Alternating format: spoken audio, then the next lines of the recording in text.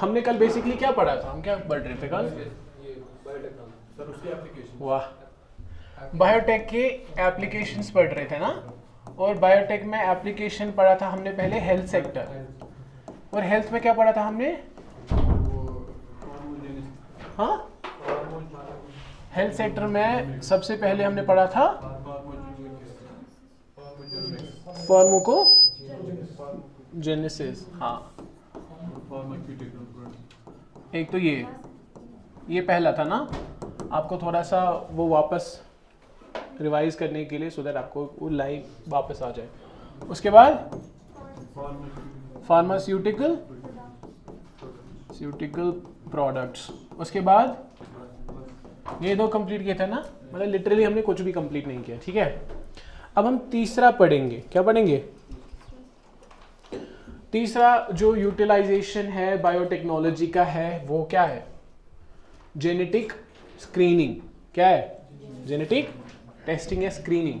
The third that I want to mention is genetic testing. मतलब क्यों कर हम जेनेटिक टेस्टिंग करेंगे और बायोटेक्नोलॉजी कैसे हमें हेल्प कर रहा है इसमें, बताओ।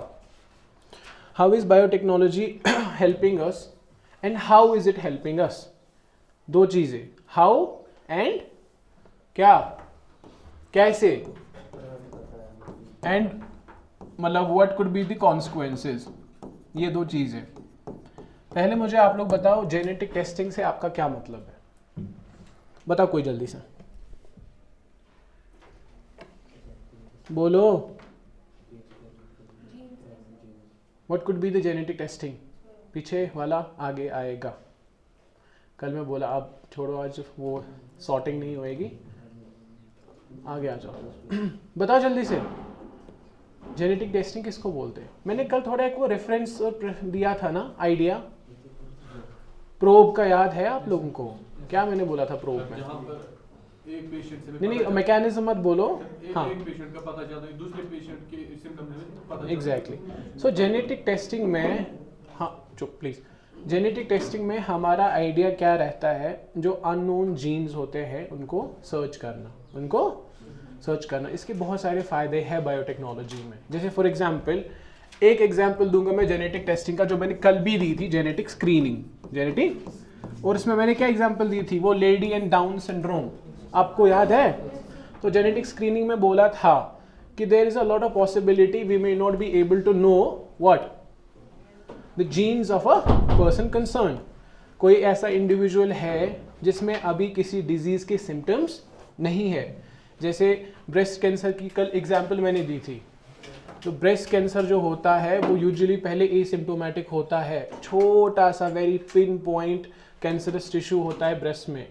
There are absolutely no symptoms whatsoever, and only when the breast cancer progresses to a level, जब symptoms दिखने स्टार्ट होते हैं तो उसके बाद उसका मैनेजमेंट कॉन्जर्वेटिव नहीं होता है। मेडिसिन में कॉन्जर्वेटिव मैनेजमेंट का मतलब है कि सिंपल मेडिसिन देना, ठीक।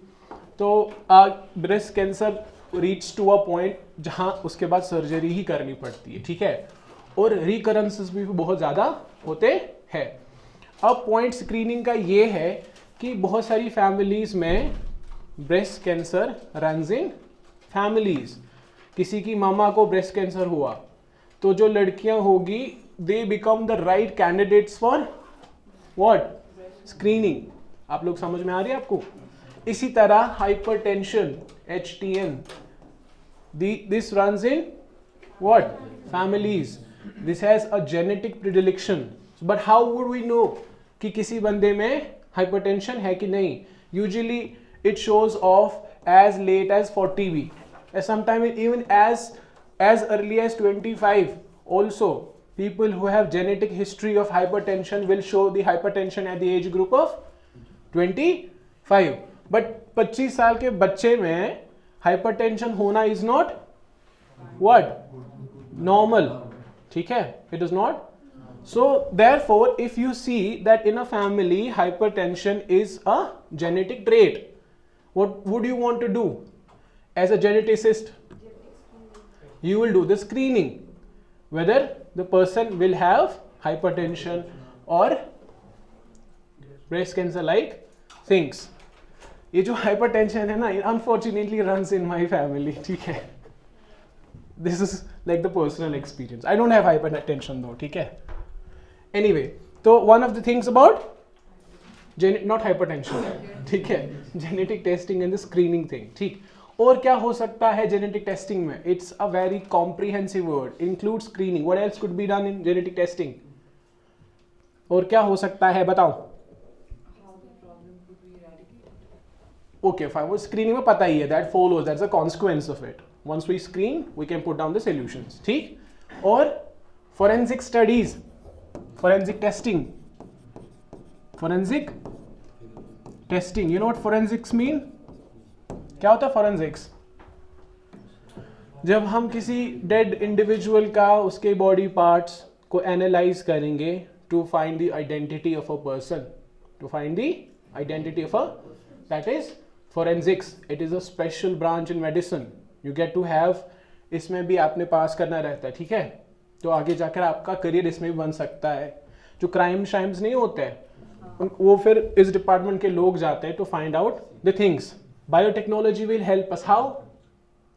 Because imagine you see a case, ठीक है, कोई किसी को किसी ने मारा है, लाश पड़ी है, you will take the samples from the body, you will analyse. या इमेजिन जो लाश है वो पता ही नहीं है, उसकी बॉडी पूरी म्यूटिलेटेड है, you can't recognize or identify the person, then what are the means of identifying the person? Through the genetics. आपको समझ में आ रही है? So genetic testing का forensics में भी काम है। What else? और बताओ, और क्या हो सकता है? ये additional term prenatal diagnostic testing, क्या? prenatal डायग्नोस्टिक टेस्टिंग क्या बोलते हैं? वो क्या होता है? प्रीनेटल किसको बोलते हैं? अभी नहीं जन्मा है, अभी नहीं जन्मा है। डायग्नोस्टिक टेस्टिंग क्यों करेंगे? एग्जैक्टली, मतलब there have been so many cases in India where the parents have gone to Supreme Court, if you read the newspaper, with an intention कि सर मेरा जो बच्चा है, I have done the testing and I have found that कि बच्चे में Khatri syndrome है, बहुत वियर्ड सिंड्रोम है, वो नहीं बच पाएगा। अगर बचेगा भी, it will be very difficult for the person, the child, and in fact for the parents also, ठीक है। How is that possible? How could a mom go to the Supreme Court? By way of prenatal diagnostic testing. She underwent the test, उसने देखा कि बच्चे जो मेरे पेट में है, मैं पहले टेस्ट करूंगी। Why would she do the test? Because she might have had an experience in the past उस बेबी का, या फिर डॉक्टर ने रेकमेंड किया होगा by way of some reasons, ठीक है। So prenatal diagnostic testing could be done as an advantage of bio. अब इस केस में जिमन बोलते हैं जो भी, इसमें एक लॉ है, अगर यहां पे याद रखोगे would be good. Pre law का नाम इंडिया में प्री कॉन्सेप्शन क्या है? प्रीनेटल कौन क्या था कुछ ना, PCNDT, DT, प्री कॉन्सेप्शन क्या था यार? ये कुछ याद है किसी को? अच्छा, जब मुझे याद आएगा मैं लिखूंगा, कभी कभी मैं भूल जाता हूँ। ये था कुछ pre conception prenatal diagnostic test, PCNDT, search मारो, कुछ ऐसा ही था, मैं यहाँ पे लिख लेता हूँ। बोलो जल्द सी, PCNDT क्या? क्या? पहले सी तो प्री कॉन्सेप्शन ही था ना, प्री कॉन्सेप्शन एंड हाँ प्रीनेटल डायग्नोस्टिक टेस्ट, हाँ टेक्निक, डायग्नोस्टिक टेक्निक का लॉ, ये लॉ है, ठीक है। ये 1994 का एक्ट है, ठीक है। कब का? बिकॉज अब मैं प्रीनेटल डायग्नोसिस बोल ही रहा हूँ तो इसीलिए मुझे ये टेस्ट भी याद पड़ा। The test is named as what? PCNDT, अगर याद रहेगा ना वो काफ़ी है। क्या है ये? Pre conception and prenatal diagnostics technique act of 1994, if I remember it right, it's 1994 only, ठीक।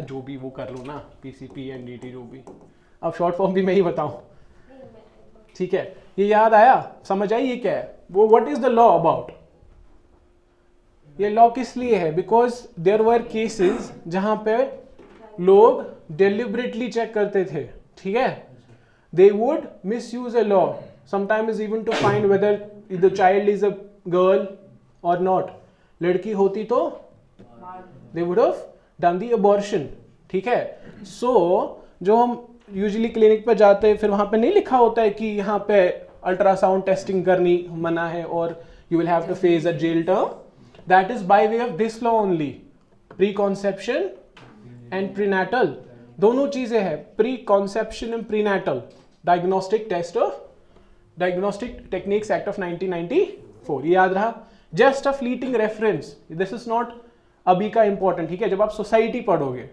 सोसाइटी में इस लॉज के सारे फीचर्स पढ़ने पड़ेंगे, ठीक है, क्लियर है। This was about what, genetic screening. Now I will ask you a question, what could be the issue with genetic testing, ये वो चीज है जो आप खुद लिखोगे मेल्स में, बताओ जल्दी से, ये मैं रब करूं, हाँ बताओ, what could be the issues of all genetic testing, क्या मसले हो सकते हैं, कोई मुझे बोलेगा, I will write down one, एक बोलेगा मुझे, बताओ। क्या मिसयूज, मतलब this is a very broad term, misuse,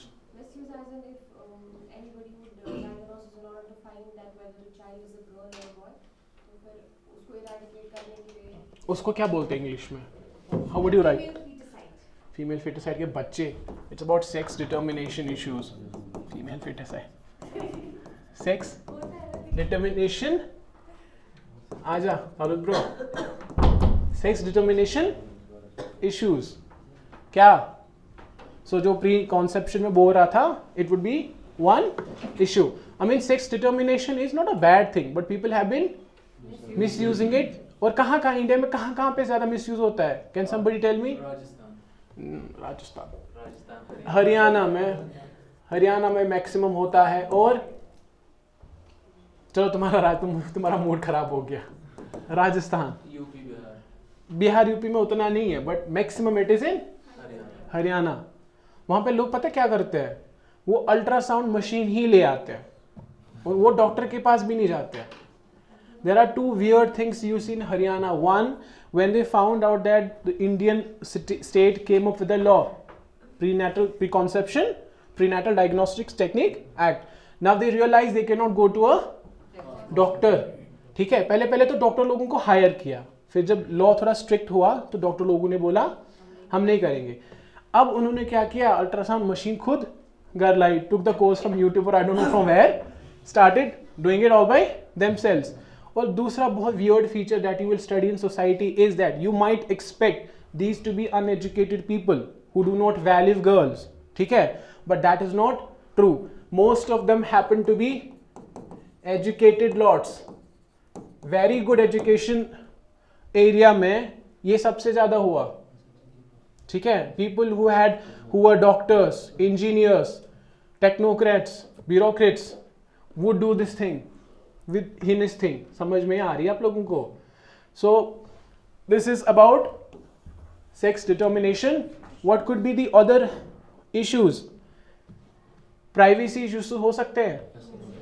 What do you understand by privacy issues? Exactly. Privacy issues means now through this testing you get to know about the family history. मैंने तो अपनी family history यही बोल दी, I'm being very stupid, but not everybody is like me.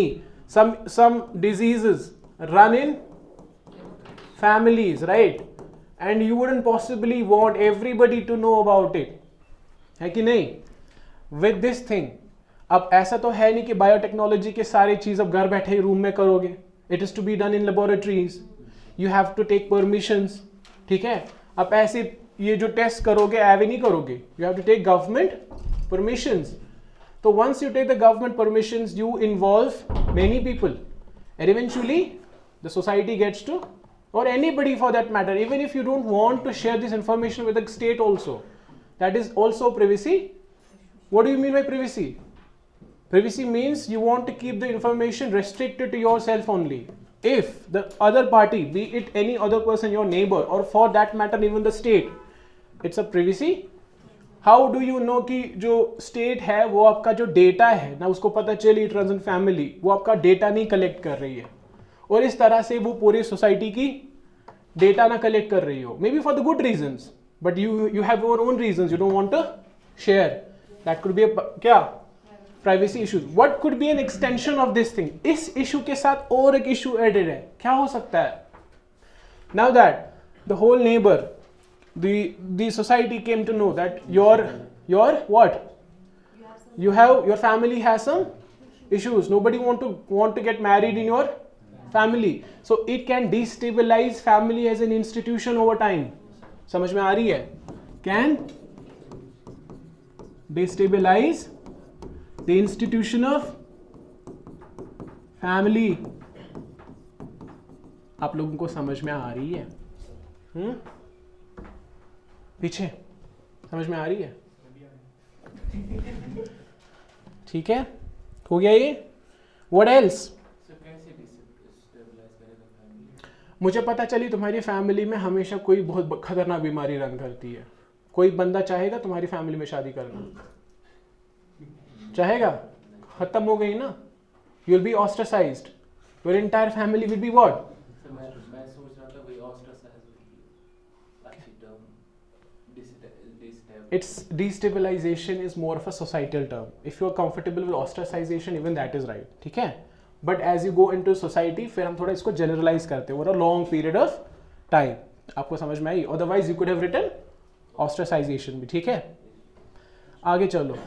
और बता क्या हो सकता है? हाँ? छोटे बच्चे की हम जान ले रहे हैं. क्या मतलब? मतलब जो आपने बताया जो हाँ वो let's just understand, वो उसी में आएगा. ठीक है? We don't want to create another subset. और बताओ कोई मेजर चीज बताओ. हाँ, सेक्स डिटर्मिनेशन. तुम लेट आए ना इसलिए. डिजाइनर बेबीज का नाम सुना है कभी? That is another issue. Designer, देखो ये ओवरऑल इशू है of the entire biotechnology and genetic manipulation. Because if not today, since the governments of around the world do not let you do this thing, but there is no guarantee that this cannot happen in future. Now what is a designer baby? Designer baby, now you understand the whole DNA of a person.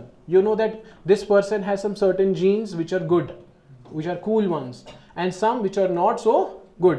There are ways how you will manipulate the DNA. One, you would want to remove all those defective genes. Second, you would want to introduce some cool genes. ठीक है? Maybe those genes that would increase your intelligence, your fairness, your height, or anything. That could be anything. So जब आप genetic manipulation करते हो, माहिन आपको समझ में आ रही है? जब आप genetic manipulation करते हो, आप कुछ यहीं से ऐड कर रहे हो, कुछ रिमूव कर रहे हो. For what? For your own desires. उसकी वजह से जो बच्चा पैदा होगा, he is a designer baby. Why? Because you are doing yourself कुछ ना कुछ modification. नहीं, हम जब कपड़े लाते हैं डिजाइनर के पास नहीं जाते, हम उसको यहीं से बोलते हैं ये ऐसे होना चाहिए, वैसा होना चाहिए. ऑब्वियसली हो सकता है, क्यों नहीं हो सकता? अगर आप थोड़ा सोचोगे, एक चीज तो ये है, नेचर पे कॉन्सिक्वेंस होगा. बिकॉज आपकी जेनेटिक डाइवर्सिटी कम होगी. मैं लिख लूंगा, कॉन्सिक्वेंसेस कुड बी व्हाट? आपकी जेनेटिक डाइवर्सिटी कम होगी. आप लोगों को समझ में आ रही है जेनेटिक डाइवर्सिटी? बोले तो जो नेचर ने आपके 10,000 अलग अलग टाइप के जीन्स दिए हैं, कुछ तो वजह होगी. क्या पता कुछ जीन्स उन्होंने, नेचर ने नेक्स्ट जनरेशन के लिए रखे होंगे, या फिर उसके नेक्स्ट जनरेशन के लिए. अब आप क्या कर रहे हो? आप वो जीन्स निकाल रहे हो. So you are decreasing the number of genes. Have you not decrease then the genetic diversity of an individual? और इशू क्या, जैसे अभी जैनब ने क्या बोला, मैं भूल गया. हाँ, डिजाइनर बेबीज पे क्या इशू हो सकते हैं? Again unintended consequences, unintended unknown consequences. One being कि हमें नहीं पता है जो हमने जेनेटिक मैनिपुलेशन की है वो सही भी है कि चलो ठीक है, हमारा इंटेंशन था, we intended to increase the intelligence of a person, we actually did so, but can anybody guarantee कि इसकी वजह से किसी और जीन पे असर ना पड़ा हो? वो भी हो सकता है ना, चाहे इंटेलिजेंस हुई लेकिन पता चली हाइट इतनी सी रह गई, वो भी, दैट इज व्हाट, अनइंटेंडेड। जिस रास्ते के बारे में आपको पूरा नहीं पता, जिस रास्ते में लाइट्स नहीं है शाम को, आप उस रास्ता चलना चाहोगे? नो। मे बी आप क्यूरियस हो, आप चलोगे, बट यू नेवर नो आगे क्या मिलेगा आपको। समझ में आ रही है? सो जेनेटिक मैनिपुलेशन का यही मसला है, that we exactly do not know what can happen. इसीलिए तो the governments around the world वो इस चीज को अलाउ नहीं करते। और कभी कभी तो designer babies, let's assume like this, कि डिजाइनर बेबीज की भी ऑस्ट्रेसाइजेशन हो सकती है। क्यों? People may not accept the person. भाई साहब, आप जेनेटिक मैनिपुलेशन से बने हो, रिलीजियस पीपल, इंडिया में इमेजिन करो, आप बने हो कैसे? हमने खुद आपको बनाया। People may not be accepting. या कभी कभी यही बच्चा क्लास में बैठा, ये सुपर इंटेलिजेंट है, how will the other people, students behave? कैसे बिहेव करेंगे? बहुत वियर्ड वे में। So this could be the ostracisation. Designer babies में अपने कॉन्सिक्वेंस, लिखने को इंसान लिखने का ना बहुत सारे चीजें लिख सकता है, पर हमारे लिए उतना टाइम, हमारे पास उतना टाइम नहीं है। आगे बताओ, व्हाट एल्स?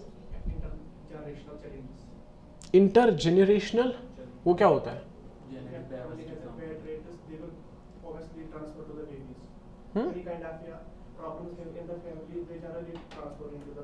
ठीक, फिर व्हाट एल्स? मतलब we are discussing the issues of genetic testing, right? तो उसमें इसका क्या कनेक्शन है?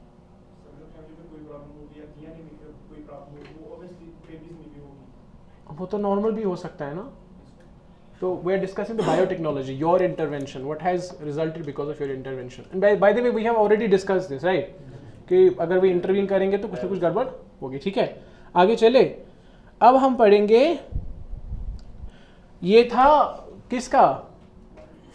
तीसरा शायद, नहीं? Genetic testing. अब कौन सा होगा? Fourth one. याद करो, हम पढ़ रहे क्या? Health care. अभी पहले फार्माको जीनोमिक्स, फार्मास्यूटिकल, तीसरा था जेनेटिक, अब चौथा रिकॉम्बिनेंट डीएनए टेक्निक। अब इसमें मैं टेक्निक नहीं बोलूंगा, इसमें बोलूंगा मैं एग्जाम्पल्स। टेक्निक कब पढ़ेंगे हम? जब हम टेक्नोलॉजी वाला सेक्शन उठाएंगे, राइट? Do you remember? आधों को नींद आ रही है, आधे आज जल्दी उठे ना, उनको बड़ी स्ट्रेस है कि वो क्यों। नहीं, आपका नहीं बोल रहा हूं, ऑब्वियसली। आगे चले, क्या है लास्ट? Recombinant DNA technology. मैं ऐसे लिख सकता हूं इसको, क्या? आरडीएनए लिख सकता हूं? बताओ जल्दी से, रिकॉम्बिनेंट डीएनए टेक्निक में एग्जांपल्स दो।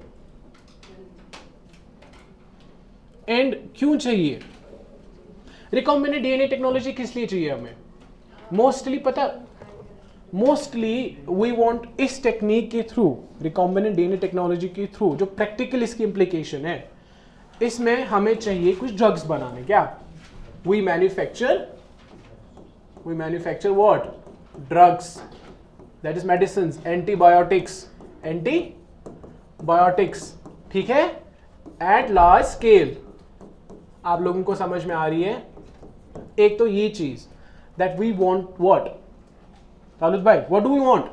We want to manufacture drugs and medicines, antibiotics in large quantities. Second, those antibiotics could be modified ones also. Normally क्या रहता है कि जब हम एंटीबायोटिक होता है ना, वो हम बैक्टीरिया से लेते हैं। क्या लेते हैं? बैक्टीरिया से। पर अब जो बैक्टीरिया हमें देगा वो हमें लेना नॉर्मल प्रोसेसेस में। Imagine if we have not done any genetic manipulation, ठीक? तो जो बैक्टीरिया आपको देगा, जैसे पेनिसिलिन हमने बैक्टीरिया से लिया था, अब हमें पता चली कि पेनिसिलिन प्रोड्यूस करता है, तो हमें पेनिसिलिन मिला, फिर penicillin we use as an antibiotic. लेकिन आजकल के ज़माने में we have so many micro organisms, so many different kind of mutated micro organisms कि हमें स्पेशल काइंड ऑफ एंटीबायोटिक भी चाहिए रहता है। ठीक है, ये नहीं कि जो हमें मिले वही ले। इसीलिए एक तो लार्ज स्केल पे एंटीबायोटिक्स बनाना, दूसरा special kind of such medicine. आप लोगों को समझ में आ रही है कि हम उनको मॉडिफाई भी कर रहे हैं। आप लोगों को समझ में आ रही है? और कभी कभी इमरजेंसी भी होती है, उस पॉइंट पे हमें मेडिसिन चाहिए। जैसे जब कोविड हुआ था हमें वैक्सीन चाहिए था इमरजेंसी बेसिस पे।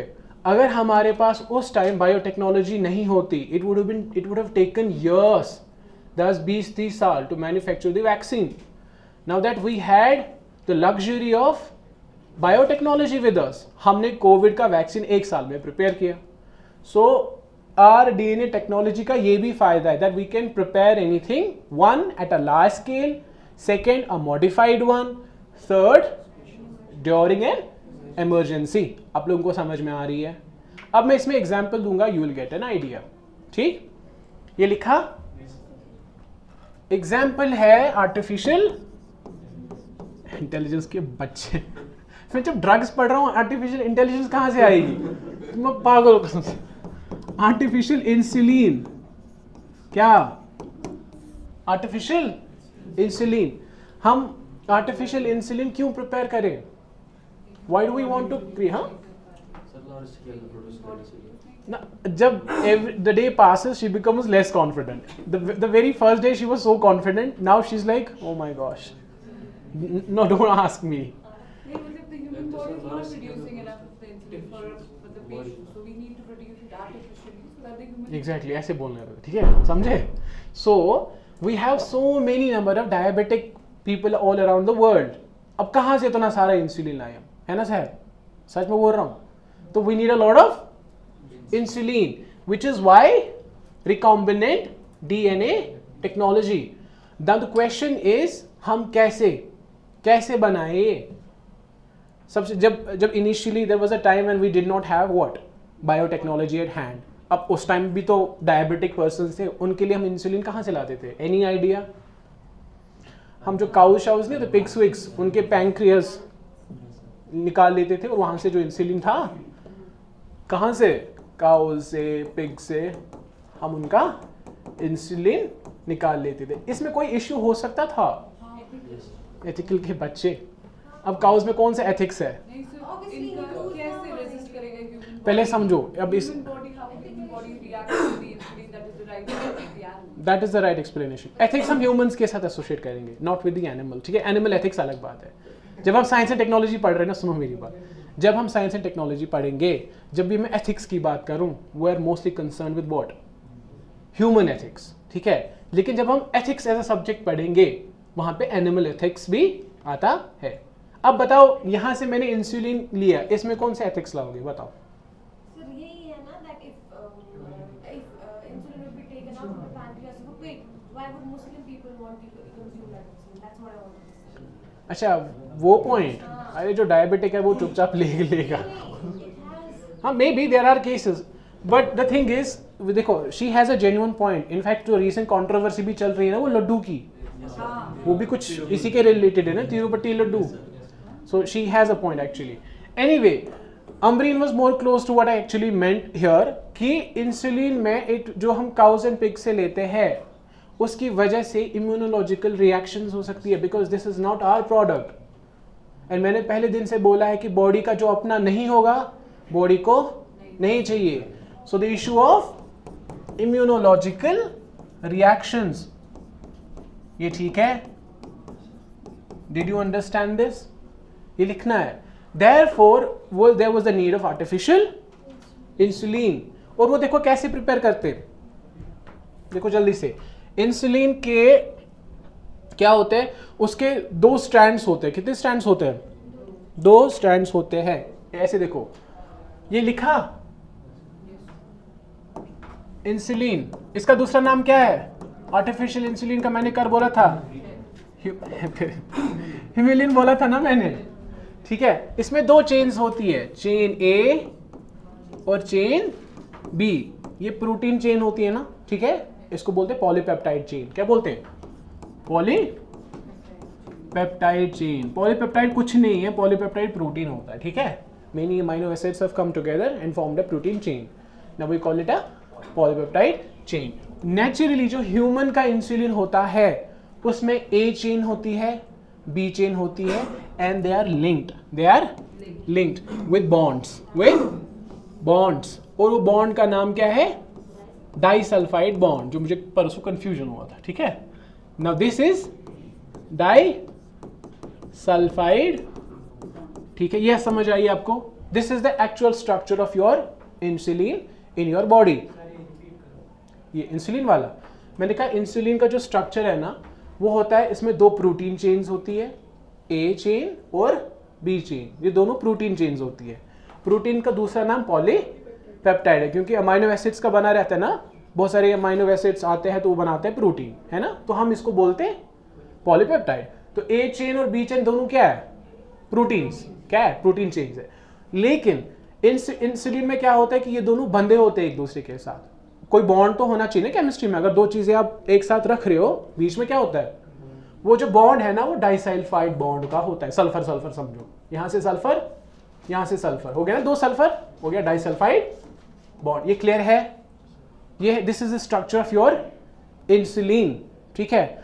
अब हमने बायोटेक्नोलॉजी से एग्जैक्टली यही किया, हमने दो चेन्स बनाई, we sequence the polypeptide chains। हमने पहले ह्यूमन से इंसुलिन लिया, फिर देखा एक पॉलीपेप्टाइड चेन की कॉम्पोजिशन क्या है, बी की कॉम्पोजिशन क्या है, प्रोटीन्स, ठीक है, अमाइनो एसिड्स की बना ली हमने लैब में, ठीक। उसके बाद क्या चाहिए था, डाइसल्फाइड बॉन्ड, बना दिए डाइसल्फाइड बॉन्ड से बन गया। अब एक चीज एक्स्ट्रा याद रखो, ह्यूमन इंसुलिन हमारी बॉडी में जो अवेलेबल रहता है वो नॉर्मली एक्टिव फॉर्म में, बहुत सारी चीजें मैंने ऑलरेडी बोल के रखी है, वो एक्टिव फॉर्म में जब भी चाहिए तब भी एक्टिव होंगी। इसमें नेचर ने, अल्लाह पाक ने क्या रखा है, एक और एक्स्ट्रा चेन रखी है, क्या रखी है, उसको बोलते हैं सी पेप्टाइड चेन। क्या बोलते हैं, सी पेप्टाइड।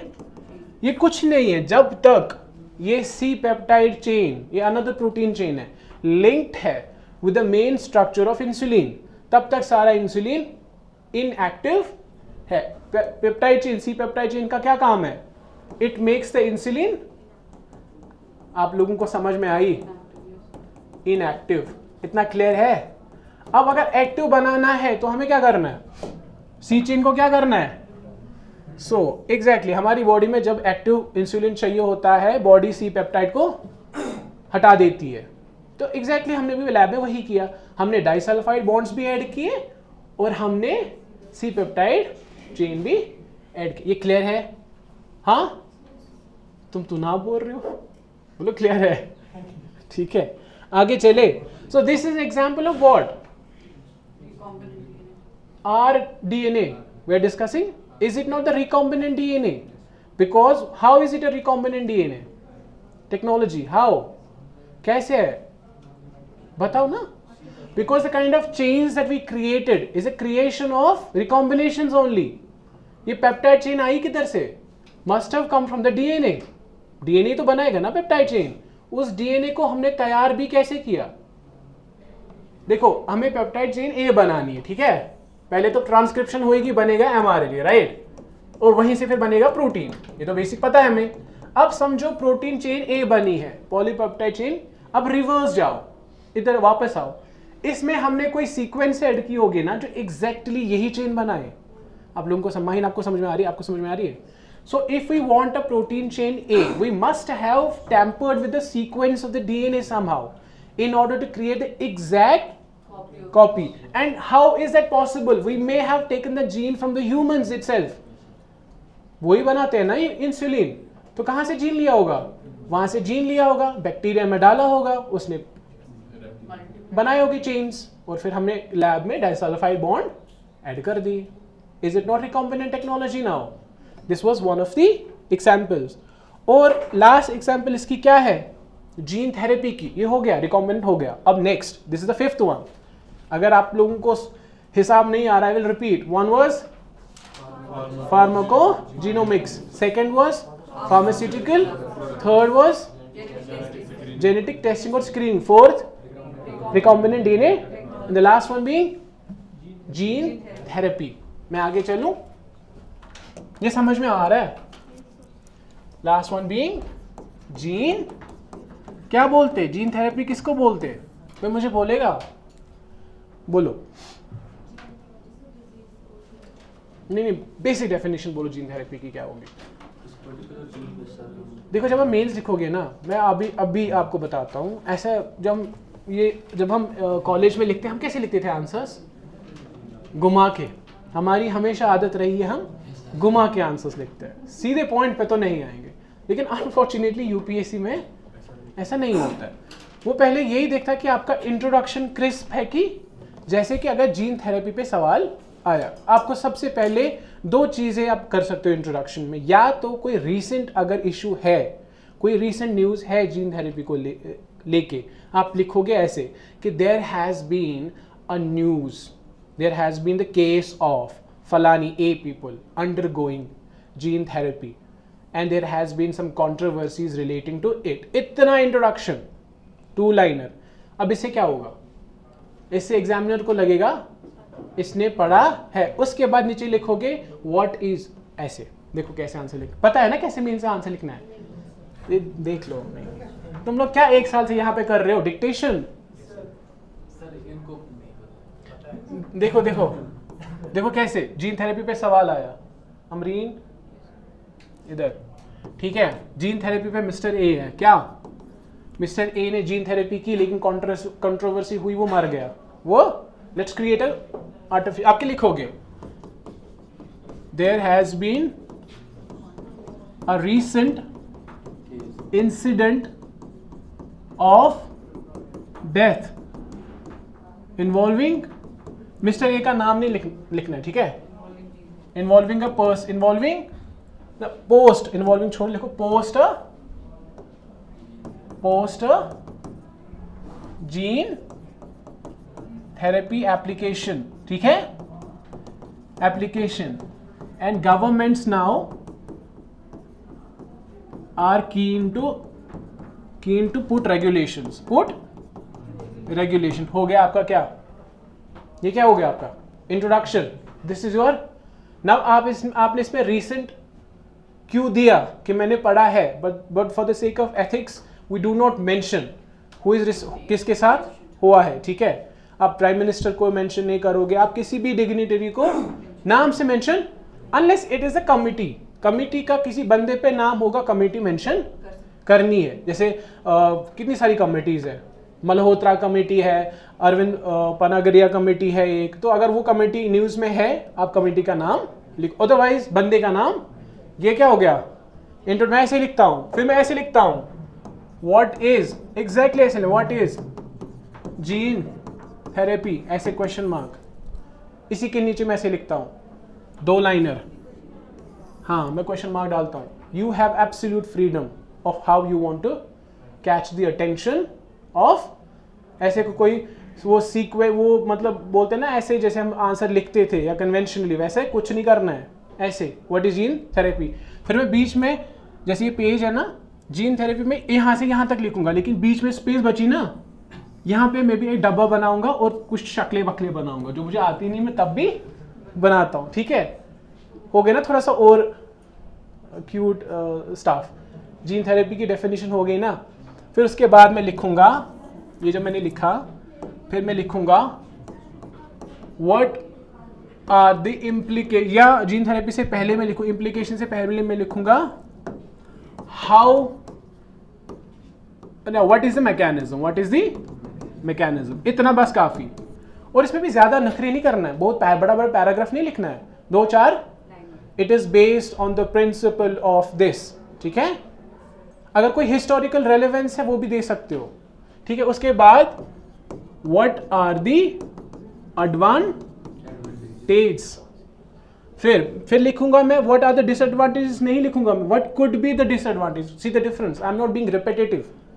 अगर मैं लिखूंगा व्हाट आर द एडवांटेज, फिर लिखूंगा व्हाट आर डिसएडवांटेज, ये कुछ थोड़ा वियर्ड नहीं लगता है इंग्लिश में। अब मैं क्या लिखूंगा, what could be the, it is like as if we do not know, let me tell you what could be the disadvantage। फिर लास्ट में क्या लिखूंगा मैं, फिर मैं लास्ट में कंक्लूजन दूंगा, लेकिन कंक्लूजन वर्ड में मैं कंक्लूजन नहीं लिखूंगा, ये याद रखना, दिस कंक्लूजन वर्ड नहीं लिखूंगा, लेकिन conclusion 2 lines, this is how you have to write a means. समझ में आई। पैराग्राफ जितना ज्यादा लिखोगे ना उतने कम मार्क्स आएंगे, ठीक है, बिकॉज उसको इतनी हरकत नहीं होती है। क्लियर। आगे चले। अब हम क्या पढ़ रहे थे, जल्दी खत्म करना है, हमें गवर्नमेंट इनिशिएटिव्स पढ़ने हैं। Gene therapy is nothing, it is either the addition or removal of a particular gene. क्या है जीन थेरेपी का मतलब ही है आप जीन्स या तो ऐड कर रहे हो, एडिशन और रिमूवल और मॉडिफिकेशन ऑफ अ जीन। क्यों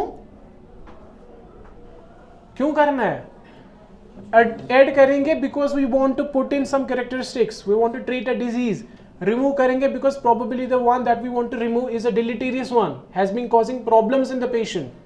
समझ में आ रही है? Modification why?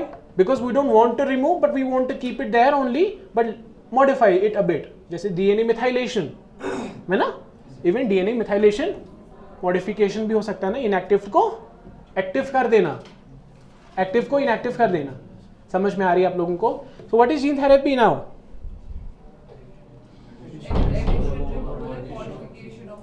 हाँ ठीक है। इनफैक्ट अगर हमारे पास कुछ नॉन फंक्शनल जीन्स होंगे उनको क्या करना, फंक्शनल या वाइस वर्सा, या वाइस वर्सा, उल्टा भी इसका। All of this is included in where, the gene therapy. समझ में आई आपको? समझ में आ रहा है? क्लियर है? सबसे पहले जीन थेरेपी यूनाइटेड स्टेट्स में हुई कब? यूनाइटेड स्टेट्स में 2017 में। कब? 2017 में first gene therapy therapy treatment was instituted या allowed। किस लिए? ये यूएस में हुआ। कहां पे? और अप्रूवल किसने दिया? US FDA। ये पता है ना, जब भी कोई अमेरिका में किसी ड्रग को अप्रूव करना होता है या किसी का ट्रायल करना रहता है या कोई नई नोवेल टेक्निक मेडिसिन में लाई होती है, उसका अप्रूवल वो करता है US FDA, food and drug administration. क्या? Food and drug administration. India में कौन करता है? Can somebody tell me? CSO, central drug standard organisation. कौन करता?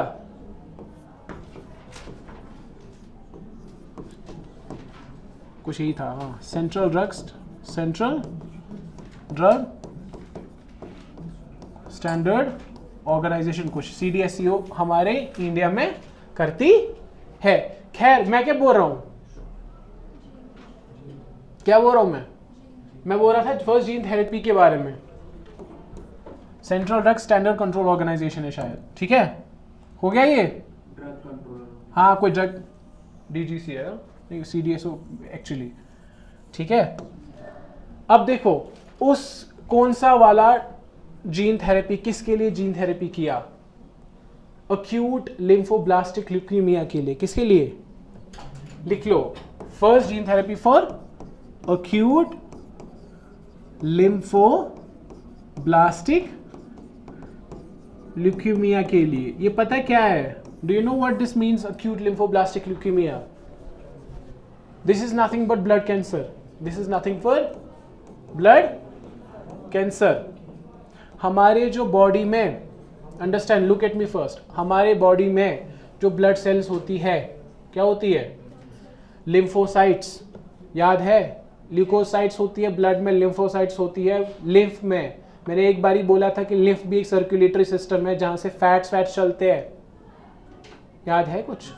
मैंने बोला था हमारी बॉडी में दो सर्कुलेटरी सिस्टम है, एक तो ब्लड है, वो पता ही है, जिसमें आरबीसीज ल्यूकोसाइट्स होती है, और एक तो होता है लिम्फ सिस्टम जिसमें फैट डिसॉल्व होता है, उसकी अपनी प्रोटेक्टिव सेल्स होती है, लिम्फोसाइट्स। अब लिम्फोसाइट्स जब पहले बनती है वो एग्जैक्टली पहले ही मैच्योर नहीं होती है, आप लोग समझ रहे हो? इनिशियली वो मैच्योर, वो जब इमैच्योर होती है उनको बोलते हैं लिम्फोब्लास्ट्स। क्या बोलते हैं? Lymphoblast are representative of immature lymphocytes. क्या होती है? पहले लिम्फोब्लास्ट आती है, उसके बाद जब वो मैच्योर हो जाती है वो बनती है साइट्स, साइट्स का मतलब मैच्योर सेल, साइट का मैच्योर सेल, ब्लास्ट का जहां पे ब्लास्ट देखोगे ना सेल में, ये रही इमेच्योर वाली, ठीक। अब हुआ क्या, अक्यूट मतलब something is happened all of a very sudden, lymphoblastic leukaemia, there is a cancer of lymphoblast, that ये वाला स्टेज नहीं हो रहा है। लिम्फोब्लास्ट को अगर एक दिन लगता है for example to transform into, ये वाला एक दिन कट शॉर्ट हो रहा है ना, सिर्फ लिम्फोब्लास्ट बन रही है, वो बन रही है लेकिन मैच्योर, बॉडी को चाहिए लिम्फोब्लास्ट नहीं चाहिए, हमें चाहिए लिम्फोसाइट्स, एक तो बहुत ज्यादा बन रही है, एक्यूट तभी मैंने लिखा, ठीक है, so many number of lymphoblast are coming, ठीक, और फिर लिम्फोब्लास्ट हमें चाहिए भी नहीं है, ठीक है, वी नीड मैच्योर वंस, उसी को बोलते हैं कैंसर। कैंसर नॉर्मली है जब डिवीजन कॉन्टिन्यूसली होए सेल का और रुके ना, याद है कैंसर टिपिकल मैंने बोला था, क्या division, uncontrolled division, that's happening in the lymphoblast, ठीक है। सो इसके लिए ये बच्चों में होता है ज्यादा, 25 एज, 25 ईयर, ओ मैं this is one of the disease of childrens, समझ में आई। तो इसके लिए gene therapy, what they did was, उन्होंने जीन को रिकॉग्नाइज किया, ये जो सिर्फ लिम्फोब्लास्ट बनाता है, मैच्योर नहीं होने देता है, उसको क्या किया, रिमूव किया, उसको बच गया ना बच्चा, समझ में आई। ये जो छोटा बच्चा होता है ना, उसमें चांसेस ज्यादा होते हैं हम मैनिपुलेट कर सकते हैं और इसके सिम्टम्स बहुत, अब ये मतलब 25, इसका मतलब ये इससे ज्यादा, इससे नीचे तो ऑब्वियसली होंगे ना, ये 2 to 5 या फिर 25? ये 20 नहीं, ये अप टू 25 है, अप टू 20 ये बच्चों में होता है, 5 साल के में हो सकता है, 6 साल के, 7 साल में भी, ठीक है, बट अ मैक्सिमम प्रेडिलेक्शन टिल 20, उसके बाद अडल्ट में दूसरा होता है, 25 के बाद अडल्ट होएगा ना, हद हो गई यार, 25 में बच्चा ही होता है, समझे। आगे चले, लास्ट वाला, we want to end ACP because यार बहुत टाइम हो गया, आगे चले, डन। लास्ट वाला मोलेकुलर डायग्नोसिस, मैं इसको एक्सप्लेन नहीं करूंगा बिकॉज मैंने ऑलरेडी किया हुआ है। लास्ट वाला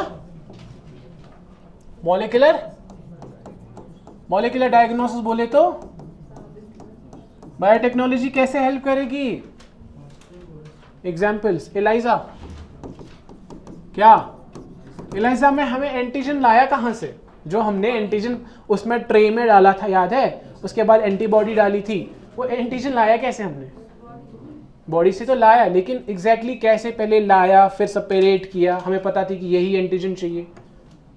ऐसा तो नहीं ना कि हमारी बॉडी में एंटीजन ऐसे घूम रहा है, बोला भाई ले लो, या बैक्टीरिया का जो वायरस एंटीजन था वो ऐसे तो नहीं लाया ना हमने उसको DNA वे में बनाया, हमने पहले रिकग्नाइज किया कि उस वायरस में वो जो सरफेस पे एंटीजन, वो प्रोटीन था, वो हमारे लिए एंटीजन होएगा ना, तो ये प्रोटीन कैसे बना वो देखेंगे ना, हम उसका DNA चेक करेंगे, किसका, वायरस का। तो DNA मैनिपुलेट किया, वो DNA वाला जीन लाया और हमने ये प्रोटीन बनाया था, याद है, वही हुआ ना हमारा एंटीजन। तो एलाइजा का काम, ELISA became possible by way of only when we knew about DNA, the gene, we extracted the gene, got the antigen, and then antigen antibody reaction. Molecular diagnosis that has been possible only by way of what, biotechnology। आप लोगों को समझ में आई मैं क्या बोल रहा हूं यहां पर। और PCR याद है, polymerase chain reaction, again how were we able to get that DNA, ठीक है। फिर DNA मतलब DNA एम्प्लीफिकेशन याद करो, वो एम्पलीफाई कैसे किया, बिकॉज हमने उसमें उसका कॉम्प्लीमेंट्री स्ट्रैंड डाला, ये था टेस्ट ट्यूब, ये एक जेनेटिक स्ट्रैंड है जिसको हमने एम्पलीफाई करना है टू फाइंड आउट वेदर कि इस वाले में इन्फेक्शन है कि नहीं, इसीलिए करते थे ना RT-PCR, to find out whether infection हुआ है कि नहीं, to find whether there is actually a DNA और not of the infectious agent. अब इसको एम्पलीफाई लेकिन कैसे करोगे, by way of replication, by way of हम इसको रेप्लिकेशन करते हैं, और कैसे होगा, वो सारा बायोटेक्नोलॉजी नहीं है, वो सारा मतलब preparing the DNA, inducing the genetic material to undergo what, replication is the work done by biotechnology. आप लोगों को समझ में आ रही है, did you guys understand it. तो but PCR is itself a molecular diagnostic test. Remember, ये क्लियर है? आगे चले. पर्सनलाइज्ड मेडिसिन हमने बोला, राइट? वो क्लियर हो गया. अब हम सीधे देखो, इसमें बीच में उन्होंने क्रिस्पर कैस रखा हुआ है, पर आई गेस वो कहाँ पढ़ेंगे हम? टेक्नोलॉजी वाले सेक्शन में, है ना? आगे चले. अब ये हुआ हमारा ए वाला एप्लीकेशन कंप्लीट. कौन सा वाला? हेल्थ केयर वाला. अब हम जाएंगे दूसरे वाले पे, एग्रीकल्चर पे. ठीक है, आप लोगों को समझ में आ रही है? तालुक भाई, माही, मजा आ रहा है पढ़ने में? ठीक है. द सेकंड बीइंग जुबैर, बादशाह युमा. एग्रीकल्चर में कहाँ पे? See, I am trying to finish it up ASAP. I don't want to keep on कि मेरे बायोटेक के 10 क्लास जाए. ठीक है, दैट इज नॉट फॉर. वैसे मुझे पैसे मिलेंगे अगर मैं जितनी ज़्यादा क्लासेस लूंगा ना, मेरे को उतने ज़्यादा पैसे, but that would be too selfish. ठीक है, I want to finish it up in time. बताओ, एग्रीकल्चर में बायोटेक का कहाँ यूज है? Hybrid crops. तो शू आपको थोड़ा दिमाग से मुझे अच्छा, वो agriculture precision. कौन सा प्रिसिशन? Agriculture precision. प्रिसिशन. ठीक है. सबसे पहले let me just start with the first one. सबसे पहले, can we increase the yield? Yes, sir. Increasing crop yield, like we be putting some certain DNA, some certain gene which would do what? Increase the yield of the crop. समझ में आ रही है जुबैर भाई? Clear है? Taluk bro, मजा आ रहा है ना? सच बोल, तुम्हें मेरी कसम है. ठीक है. उसके बाद दूसरा, can we reduce the vulnerability of a crop? Reducing vulnerability of crops. The question being, vulnerability से आपका क्या मतलब है? किस चीज से आप क्रॉप को बचा रहे हो? Like flood it could be many thing. Flood में तो नहीं बचेगा. ठीक है, फ्लड रेजिस्टेंट थप्पड़ पड़ेगी तुम्हें. यहाँ तो इंसान नहीं बचता फ्लड से, क्रॉप क्या बचेगा फ्लड से? One, I may want to write drought. ठीक है, ड्रॉट रेजिस्टेंस. ठीक है, और पेस्ट. ठीक है, रिड्यूस द वल्नरेबिलिटी, पेस्ट, और कुछ बस. चलो वो हो गया सारा पेस्ट में. ठीक है, अलग अलग मत करो. और कुछ हो सकता है? सॉल्ट. अगर कोई क्रॉप में बहुत ज्यादा सॉल्ट कॉन्सेंट्रेशन है, ये भी कर सकते हैं ना? हाँ, इसमें फिर लिखोगे वल्नरेबिलिटी में, we want to make our agriculture climate resilient, resistant. याद है कुछ ये वर्ड सुना है? Climate smart agriculture. जब आप मीन्स लिखोगे, आप क्या लिखोगे? The biotechnology has a role in what? In realising, potentiating the climate smart agriculture. ये टर्म है आजकल वोग में, इनको याद किया करो. Climate smart agriculture. And how do you do that? One, because climate change हो रहा है तो यील्ड हमारा कम हो रहा है. तो यील्ड इसमें मैंने ऑलरेडी लिखा हुआ है. ठीक है, despite the changing environmental conditions, the biotechnology makes us sure कि we can still have better yields, and we can make our crops drought resistant, pest resistant, soil concentration resistant. Example मैं दूंगा, जो Dara mustard recent वाली नहीं है जिसपे आजकल चल रहा है, DMH11, ये मस्टर्ड का एक वेरिएंट है, genetically modified Dhara mustard hybrid variant. It is drought resistant. ये एक ड्रॉट रेजिस्टेंट भी बहुत ज़्यादा अच्छा है. ठीक है, बिसाइड्स इसके अपने फीचर्स और एक्स्ट्रा में है. ठीक है, वो आगे पढ़ेंगे. But for now remember that it is drought resistant crop also. ठीक है, ये क्लियर है. और क्या कर सकते हैं? क्या हम न्यूट्रिशनल क्वालिटी बढ़ा सकते हैं? तो क्या लिखूं मैं तीसरा वाला? Increasing the nutritional standards of a crop, nutritional quality of a crop. It can all be done by way of biotechnology. Remember the basics. हम ये सब कैसे कर रहे हैं? बायोटेक के थ्रू. फॉर एग्जाम्पल, आपने कभी गोल्डन राइस का नाम सुना है? गोल्डन राइस में विटामिन ए एडिशन होता है क्या? ये पूछते हैं कभी कभी. गोल्डन राइस में there is an addition of vitamin A. How have we been able to add vitamin A to the rice? By way of what? Genetic modification or biotechnology. ये clear है? So we have been able to increase the nutritional quality, also the value. Also, what else could be done? Can we improve the taste? हाँ? So we can improve. मैं ये लिखा 3 सारे? लिख लो अगर किसी को लिखना बाकी है तो.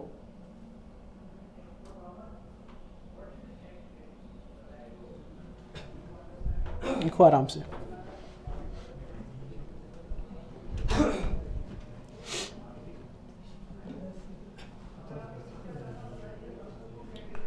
ठीक है, चलो. We can increase the taste. क्या? We can increase what? Taste, texture, and shelf life. And shelf life of foods. ये सही है ना? We can shelf life किसको बोलते?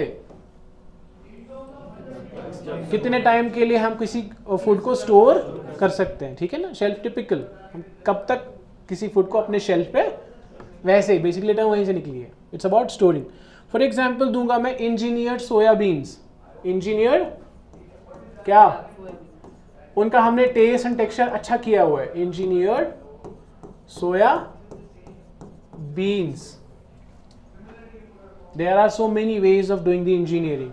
Some by way of crops. ठीक है? Engineering is like a vast field. It's not limited to road surveys. It is limited to what? Soybean. What? Modifying soybeans, increasing their taste, texture, and shelf life. समझ में आई आप लोगों को? Clear है? चलो आगे. अच्छा, सोयाबीन हम खाते हैं? क्या? कैसे? न्यूट्री है ना? न्यूट्री सोयाबीन नहीं है? ठीक है. और क्या कर सकते हैं? Can we reduce the dependence on pesticides, insecticides? So ये भी आप लिख सकते हो. We can.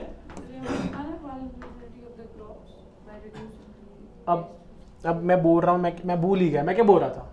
Reduce the dependence bye way of modifying them the crops. ये लिख लो. रिड्यूसिंग ये अलग से अपना बेसिक बड़ा टॉपिक है ना, इसलिए मैं इसको अलग से लिख रहा हूँ. ठीक है?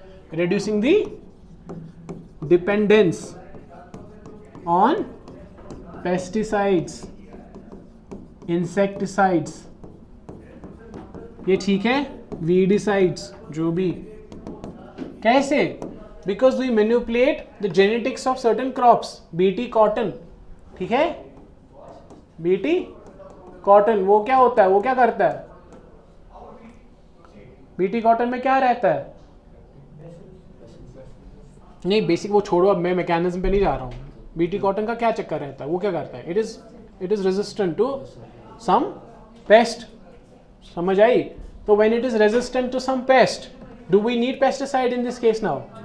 हम पेस्टिसाइड तभी यूज करते थे क्यों हमें वो पेस्ट को खत्म करना था. ठीक. अब क्योंकि हमारे पास ऑलरेडी वैसा क्रॉप है जिसको पेस्ट से कुछ नहीं होता, पेस्टिसाइड चाहिए नहीं. ठीक है? वैसे ही बीटी ब्रिंजल, बीटी ब्रिंजल. ठीक है? इंसेक्टिसाइड रेजिस्टेंट ये भी है. ठीक है? बीटी या Dara DMH11. DMH it's also herbicide resistant. कौन? DMH11 mustard. It is herbicide. तो सब ये जब ये सारा चीज, ये मॉडिफिकेशंस हमने की, अब हमें नहीं चाहिए. We don't need that much of pesticide, insecticide, herbicide, viricide, जो भी कोई साइड है. ठीक है? नहीं चाहिए हमें. आगे चले. और एक्स्ट्रा मैं अब जो टर्म मैं बोल रहा हूँ ना वो थोड़ी रिलेटिवली इंपॉर्टेंट है. ठीक है? Bio remediation and biodegradation. ये हो गया डन. टर्म क्या है? Bio remediation. वो क्या होता है? बायो रेमिडेशन क्या होता है? बताओ कोई मुझे जल्दी से. बायो रेमिडेशन क्या होता है? तुम तो हमेशा रिटोरिकली बोलते हो, जो वो है उसी को मिक्स करके ना ऐसे ऐसे. देखो नॉर्मली क्या इसमें क्या रहता है, पढ़ा कभी ईवीएस में? नहीं आइडिया है. Normally we use micro organisms. क्या करते हैं? We use to remove all the contaminated stuff. that is around us. Now that contaminated stuff could be anything.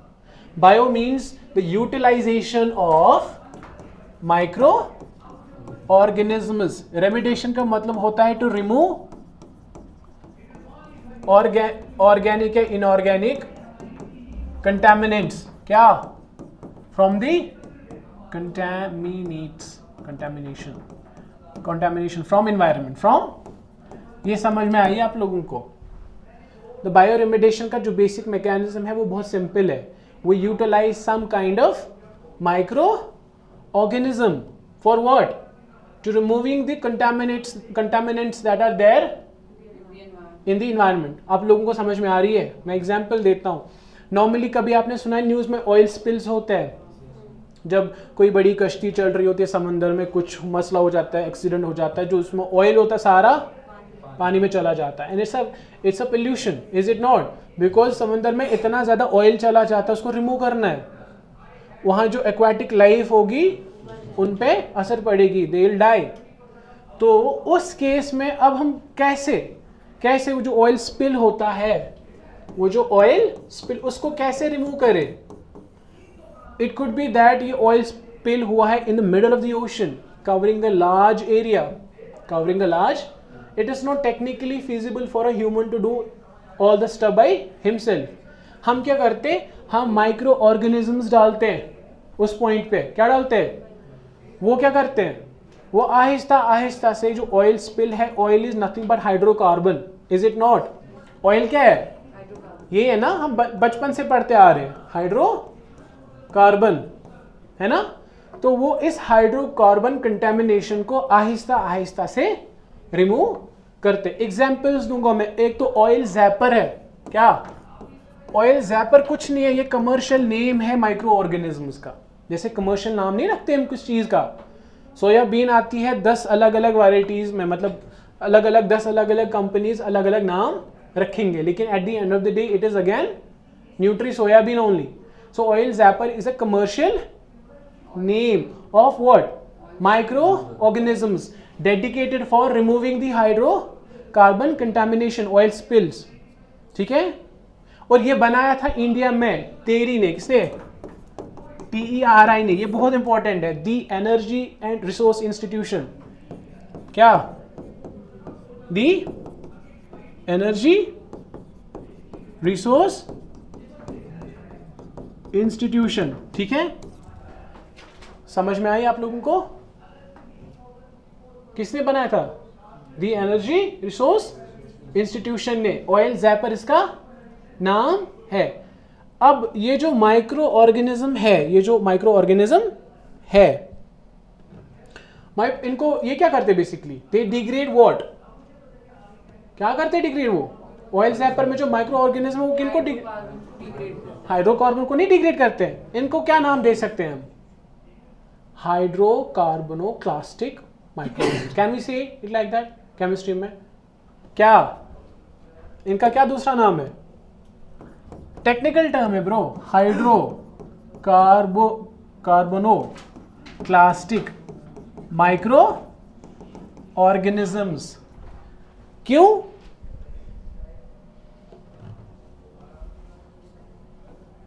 कार्बोनो ओ है. ठीक है? बिकॉज क्लास्टिक किसको बोलते हैं केमिस्ट्री में? किसको बोलते हैं? ब्रेक को करने को नहीं बोलते केमिस्ट्री में. मुझे अभी भी याद है. क्लास वर्ड हम इसीलिए यूज करते हैं जब हम केमिस्ट्री में कुछ ब्रेक करते हैं. सो जब हम हाइड्रोकार्बन को ब्रेक करेंगे वो क्या होगा? हाइड्रोकार्बोनोक्लास्टिक माइक्रो ऑर्गेनिज्म. ये क्लियर है? आगे चले. ऑयल जैपर देखो माइक्रो ऑर्गेनिज्म है. ठीक है? वो क्या करते हैं? ये जो माइक्रो ऑर्गेनिज्म जो ऑयल जैपर में होते हैं ना, ये कमर्शियल नाम है. ठीक है? इस वाले इंस्टीट्यूट ने अब इसका नाम रखा क्या? ऑयल जैपर. वरना ऑयल जैपर है क्या? कुछ नहीं है. वो माइक्रो ऑर्गेनिज्म्स है जो इस हाइड्रोकार्बन को जो ऑयल स्पिल में प्रेजेंट है उसको डिस्ट्रॉय करेगा. समझ में आई? वो जो पोल्यूशन हुआ था. ओलिवोरस एस और एक एग्जाम्पल लिख लो. ओलिवोरस एस. ओलिवोरस नाम भी कुछ बहुत इजी अंडरस्टैंड करना है. वोरस किसको बोलते हैं? खाने वाला. बायोलॉजी में अच्छा वो क्या वर्ड है जो बहुत ज़्यादा खाते रहता है, उसको क्या बोलते हैं इंग्लिश में? अमरीन, सर मैं नहीं खाती। मुझे पता तुम नहीं खाते हो, लेकिन वर्ड को क्या बोलते हैं? हाँ नहीं कुछ वो मुझे यार समझ नहीं आया उस वर्ड की क्या प्रोनाउंसिएशन है। कुछ था, कुछ वोरिफेरस की क्या कुछ तो था वैसा वर्ड ना, वोरिशिफेरस की कुछ था वर्ड। जरा देखो इतने सेलफोन, वोरिशियस ईटर नहीं बोलते हम, लिखो वोरिशियस ईटर। वोरिशियस मतलब खतरनाक खान बोलो उतना फरा है, ठीक है? या जहां तक मुझे इंग्लिश आती है मुझे लगता है दिस इज है कि नहीं। सो इसीलिए इसको बोलते ऑयलो क्या ओलिवोरस, जो ऑयल को खाता है। समझ में आई? ओलिवोरस, ओलिवोरस एस। शहर को मजा नहीं आया इसमें, इस वर्ड में। समझ में आई? ओलिवोरस। Is it clear now? These are the two examples you have to remember and you have to put down in examination as an examples. ये clear है? हाँ? क्लियर है ये? अब इसमें देखो दो चीजें हैं इसमें।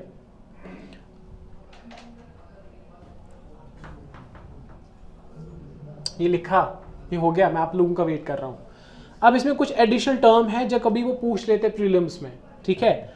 वो टर्म्स है, एक तो है क्या है, बायो ऑग्यूमेंटेशन और बायो स्टिमुलेशन में क्या फर्क है, ये प्रीलिम से पूछा गया है। किसमें? Please understand, these are two distinct terms. एक है बायो ऑग्यूमेंटेशन और बायो स्टिमुलेशन। बायो ये बेसिकली अदरवाइज आपको पढ़ना किधर है? इन्वायरमेंट में, जब आपकी इन्वायरमेंट की क्लासेस होंगी। बायो ऑग्यूमेंटेशन, अब मैं क्योंकि मैं बायो क्या पढ़ रहा था, बायो रेमिडेशन पढ़ा रहा था, तो उसी के साथ ही रिलेटेड टर्म्स है। Bio augmentation and bio stimulation. Bio augmentation किसको बोलते हैं, कोई मुझे बोलेगा? सिंपल है, कभी अगर हमें सॉइल में पोल्यूशन हुआ है, हम सॉइल में डालेंगे माइक्रो ऑर्गेनिज्म, ऐसे फिर से जैसे हमने ऑयल स्पिल्स में माइक्रो ऑर्गेनिज्म डाले थे, इसमें सॉइल में हम क्या करेंगे? We'll add in bioaugmentation, we are adding microorganisms into soil, into polluted soil to clear out the pollution, to clear out pollutants. यही है ना? ये clear है? This is bioaugmentation. We are deliberately, maybe there are already organisms, microorganisms inside the soil which do the job. But we are augmenting their efforts. क्या? We are augmenting, मतलब हम उनकी थोड़ी हेल्प कर रहे हैं, वो हम यही से deliberately कुछ एक्स्ट्रा माइक्रो ऑर्गेनिजम्स दे रहे हैं। That is a bio augmentation. अब बायो स्टिमुलेशन किसको बोलते? What is bio stimulation? अब ये जो माइक्रो ऑर्गेनिजम्स हमने डाले, उनको चाहिए अपने न्यूट्रिशन, उनको चाहिए क्या? So we put some nutrition so that ये जो माइक्रो ऑर्गेनिजम्स हमने डाले थे सॉइल में, जहां ये अदरवाइज नहीं रहते, उनको अपनी न्यूट्रिशन चाहिए होती है, सो दैट वो अपना काम भी अच्छे से, फैक्ट्री में उनको अपने टाइम पे खाना खाना रहता है।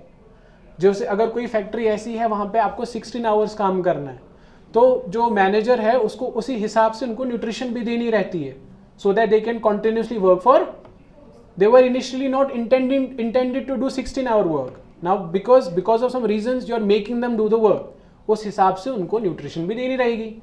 वैसे ही माइक्रो ऑर्गेनिज्म का भी वही चक्कर है, ये नॉर्मली beneath the earth काम नहीं करते, अब बेजा इनको जबरदस्ती चाहिए क्या, अब उनको एक्स्ट्रा में nutrition. So biostimulation is like putting down some kind of nutrition to them so that they get stimulated and do the work. समझ में आ रही है? Giving nutrition to the microorganisms, जिसकी वजह से वो हो जाएंगे स्टिमुलेट और वो अपना काम करेंगे। क्लियर है ये ठीक है? फिर और एक चीज है फाइटो रेमिडेशन। फाइटो जैसे बायो रेमिडेशन था, अब है द ओनली डिफरेंस बीइंग यहाँ प्लांट्स काम करते हैं टू रिमूव, हाँ जिसपे ये फीड करते हैं वो उनका न्यूट्रिशन नहीं होता है, हम उनको क्या मतलब? ये बोला कि जो उसमें पोल्यूशन होता है ना वो उस पे फीड करते हैं ना, वो वहाँ से अपने न्यूट्रिशन यूज नहीं कर सकते। ये दो चीज़ बात है। देखो ऐसा भी होता है ना कि जो पोल्यूशन इनको डिस्ट्रॉय करना रहता है वहाँ से एनर्जी नहीं मिली। आप लोग समझ रहे हो? आप बीओडी में होता है ना। अब वो बायोलॉजिकल ऑक्सीजन डिमांड मुझे समझ में आया, यहाँ पे कॉन्सेप्ट अलग है। The kind of pollution that we are dealing with could be varied one, not every pollution will provide you the energy. उन माइक्रो ऑर्गेनिज्म जरूरी नहीं है कि उन माइक्रो ऑर्गेनिजम्स को क्या वहां से एनर्जी मिले। स्टिमुलेशन किसको बोलते हैं? बायो स्टिमुलेशन किसको बोलेंगे? माइक्रो ऑर्गेनिज्म गया वहां पे, but it will not simply start doing its work, ठीक है, because they are not the normal residents. इनको इस पोल्यूशन से अदरवाइज कोई काम था नहीं, आप भेजा, लेकिन स्टिमुलेट भी तो करना है ना। The kind of special nutrition that is required for them to stimulate. हाँ, there could be a possibility eventually कि मे बी वहां से भी वो derive very nutrition, let's keep that open. वो मसला यहाँ पे वो डिस्कशन नहीं है कि वो फिर माइक्रो ऑर्गेनिज्म पोल्यूटेंट से न्यूट्रिशन ले ना ले, that is something different thing यहाँ पे। लेकिन अगर आप उनको वो पर्टिकुलर स्पेशल न्यूट्रिशन स्टिमुलेशन नहीं दे रहे हो ना, वो काम नहीं करेंगे। आप लोगों को समझ में आ रही है? Is it clear now? आगे चले। मैंने क्या बोला था लास्ट में? Phyto remediation, again same phyto remediation. Here we use the plants and associated soil microbes, because एक क्या है इसमें? Plants and associated soil microbes, soil दोनों, क्योंकि क्या फाइटोरेमिडेशन एग्जाम्पल नहीं, this is what phytoremediation means. Phytoremediation में ना we use plants to remove the pollutants, phyto बोलते प्लांट को, ठीक है, एंड प्लांट के साथ जो एसोसिएटेड माइक्रोब सॉइल माइक्रोब होएगा उसका भी हेल्प लेंगे to remove what? The pollution जो हमें चाहिए होगा, पोल्यूशन पोल्यूशन या वाटर, जो अगर वाटर जमीन के नीचे है उसको साफ करना है, ठीक है, समझ में आई? इसमें एग्जाम्पल है हाइड्रोलिक कंट्रोल की, क्या है एग्जाम्पल? इसमें लिखो हाइड्रोलिक कंट्रोल। हाइड्रोलिक कंट्रोल किसको बोलते हैं? देखो हाइड्रोलिक जो वर्ड है ना वो किसके साथ एसोसिएटेड है? किसी फ्लूइड के साथ, वाटर के साथ। कभी देखा कि एरोप्लेन कैसे जब हवा में होते हैं वो कैसे स्टीयर करते हैं? अगर उनको राइट डायरेक्शन में जाना होता है वो कैसे जाते हैं? Basic physics, how do they do so? सोचे कभी? गाड़ी चलाते हैं, स्टीयरिंग होती है, ठीक है, स्टीयरिंग होती है। जब आप स्टीयरिंग टर्न करते हो, स्टीयरिंग किसके साथ फ्रिक्शन करती है? टायर के साथ ही, ओ सॉरी, रोड के साथ ही करती है। And there is a connection between the steering with what? With the tyre. Initially back in those days जब हमारे पास पावर स्टीयरिंग नहीं होती थी, ऐसे सा फिर, बट अब क्या है? Power steering. Can you note the difference? अब कितनी लाइट होती है? Why is it so? या छोड़ो इसको भी, एरोप्लेन कैसे मूव कर पाता है? Can somebody tell me? It is because of hydrolysis, hydraulic system. उसमें विंग्स में फ्लूइड होता है। किसमें? पूरे जहाज में फ्लूइड भरा होता है पाइप्स में। समझ में आई? देखो कैसे, यार मुझे तुम लोगों को फिजिक्स पढ़ानी रहती है। ये देखो, अगर ये एरोप्लेन है, क्या है? ये एरोप्लेन की विंग है, ठीक है, और इसमें इमेजिन करो बीच में पाइप है, क्या है? इसमें फ्लूइड भरा है, इसमें फ्लूइड भरा है, ये जहाज, और ये रहा उसका हैंडल सिस्टम, ये रहा उसका। इमेजिन करो ये पाइप कनेक्टेड है किसके साथ? हैंडल सिस्टम के साथ। इसमें क्या भरा है? जब आप हैंडल को मैन्यूवर करोगे ना, आप बेसिकली इस फ्लूइड के ऊपर प्रेशर डाल रहे हो, ठीक है, और वो प्रेशर कहां से कंडक्ट होगा? Through your fluid system, basic physics. जब आप प्रेशर करोगे फ्लूइड में, एक पॉइंट पे आप प्रेशर अप्लाई करोगे, वो सारा कंडक्ट हो जाएगा pressure through the fluid.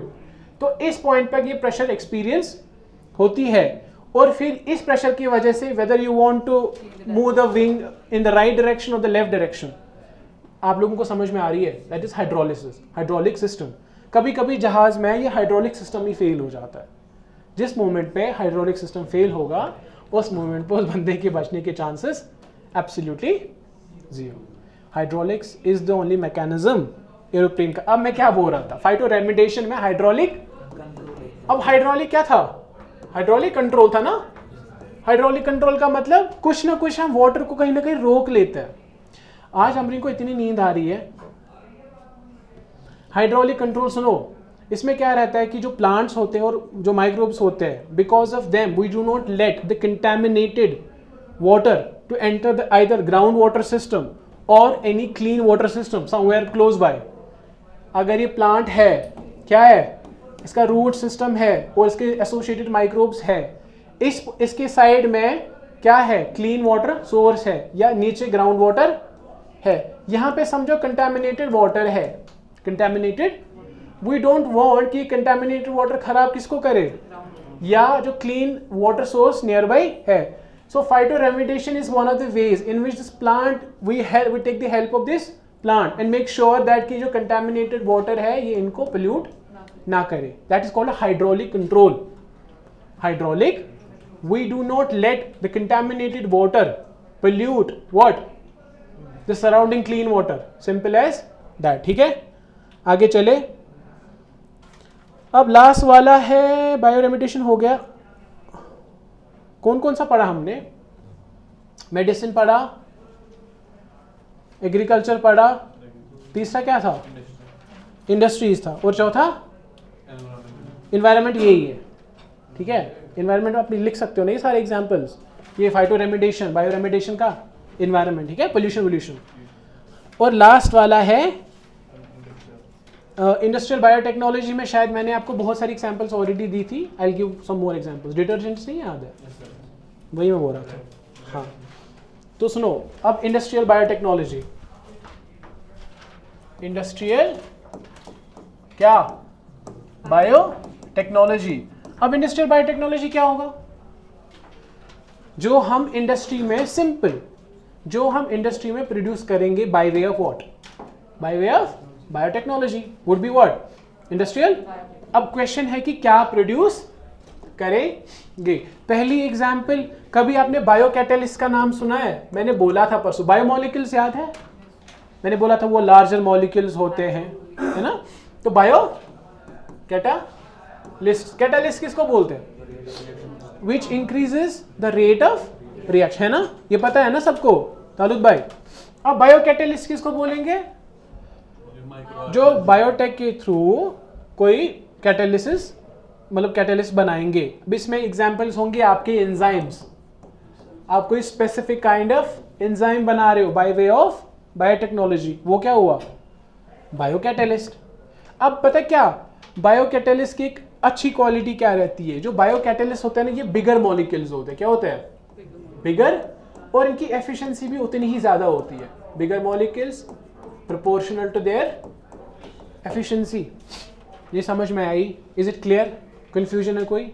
So this is being one of the examples in industrial biotechnology. What else can we do? दूसरा एग्जाम्पल है कमोडिटी केमिकल्स। क्या? Commodity chemicals. कमोडिटी केमिकल्स बोले तो मतलब ये कोई स्पेशल काइंड ऑफ केमिकल्स होंगे intended for special purpose, intended for, so special chemicals intended for special what functions. ये है ना कमोडिटी केमिकल्स, इन्हीं को बोलते। ठीक है, ये समझ में आई? इनको आप स्पेशलिटी केमिकल्स भी बोल सकते हो, ठीक है, because they are intended for what, special purposes, speciality chemicals. याद है यार आप लोगों को, मैंने वो डिटर्जेंट की एग्जांपल दी थी। आप लिखोगे special detergents, for example special दाग अच्छे हैं, स्पेशल नहीं, अच्छे नहीं होते। घर में जो मार पिटती है माँ से, वो अलग बात है, ठीक है। डिटर्जेंट, स्पेशल डिटर्जेंट्स में आप एग्जांपल लिखोगे डिटर्जेंट प्रोटीएसेस। प्रोटीएसेस किसको बोलते हैं? जो प्रोटीन एसिस एंजाइम्स है। एसिस, proteases is nothing but an enzyme, a kind of an enzyme, जो अगर आपके कपड़ों पे कोई दाग है, प्रोटीन वाला दाग, प्रोटीन वाला, बिकॉज आप खाना खाते हो ना, मैंने लास्ट टाइम भी बोला था, खाने में जो स्टेन्स होते हैं, जो आपको जो इससे रस पे पलवन, it is nothing but what, proteins, ठीक है। अब उन प्रोटीन्स को खत्म करना है, वो कौन केमिकल करेगा, proteases. Proteases are those chemicals, और it could be enzymes also, ठीक है, और केमिकल्स which वो क्या करते हैं, what do they do, they remove the proteinaceous stains. अब ऐसे बोलो, क्लियर है। और कुछ, या कभी कभी ना हम कॉटन भी बनाते हैं, biotech derived cotton, biotech derived cotton, वो भी एग्जाम्पल होगी किसकी, किसकी, इंडस्ट्रियल। ये क्लियर है, कंफ्यूजन है इसमें कोई, मुझे अभी बताओ जल्दी से। और एग्जाम्पल, बायोफ्यूल्स का नाम सुना है कभी, आजकल बड़ा वोग में रहता है बायोफ्यूल्स, है ना, first generation, second generation, third. इसमें क्या करते हैं बायोफ्यूल्स, अगर किसी को अभी आइडिया नहीं, मैं बता दूं, ये आपको इन्वायरमेंट में अच्छे से पढ़ना है, ठीक है।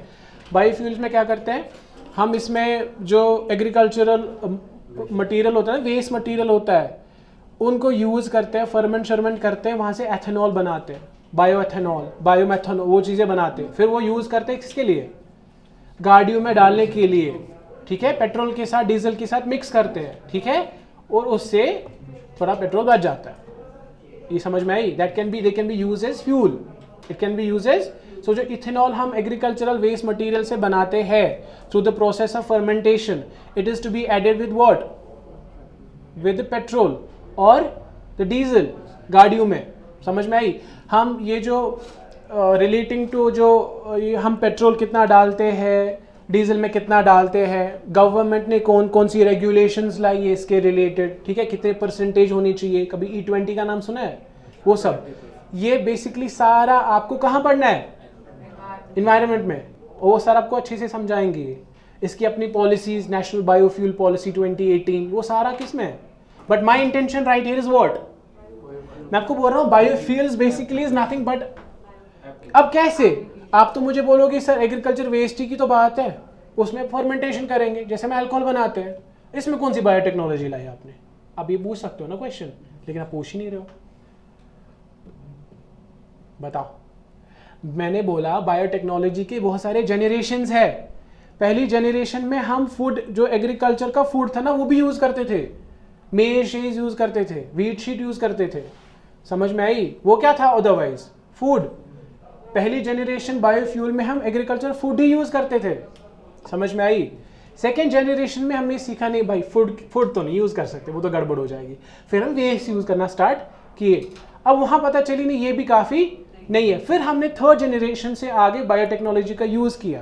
क्या बायोटेक्नोलॉजी का यूज किया, हमने मॉडिफाई किया जो एग्रीकल्चरल वेस्ट है, वो आप आगे पढ़ोगे, ठीक है, by way of what, biotechnology. We started using special kind of micro organisms also, ठीक है, first second third fourth generation biofuels अब आगे पढ़ोगे। From third generation onward we started using biotechnology for the production of what, biofuels. Generation अब आगे खुद पढ़ोगे। और क्या हो सकता है इसमें, और कुछ होगा, बायोफ्यूल्स हो गया, और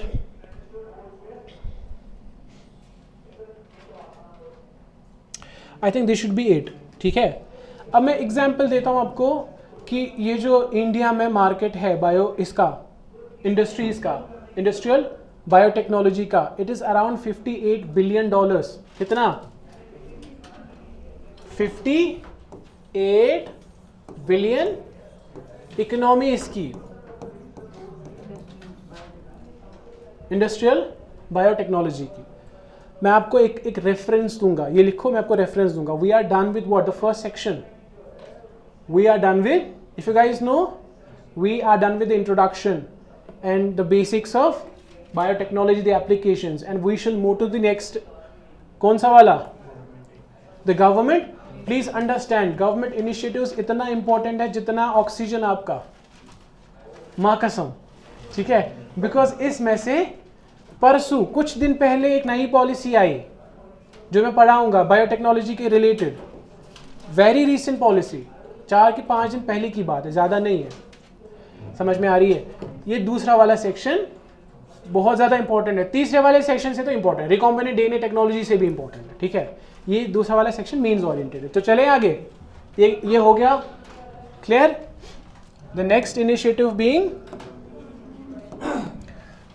गवर्नमेंट इनिशिएटिव्स। ना उससे पहले मैं आपको एक क्रूड रेफरेंस देना चाहता हूं कि किसकी एक पहले टर्म बोलूंगा, फिर ये वैल्यू बोलूंगा कि इसकी कितनी वैल्यू है, जो अभी तक हमने पढ़ा, ठीक है। हेल्थ केयर का कितना वैल्यू है। कभी नाम सुना है बायो इकोनॉमी का? देखो इकोनॉमी पढ़ रहे हो ना आप लोग, इकोनॉमी किसको बोलते हैं? मेरे को सिंपली समझाओ, इकोनॉमी में हम क्या करते हैं?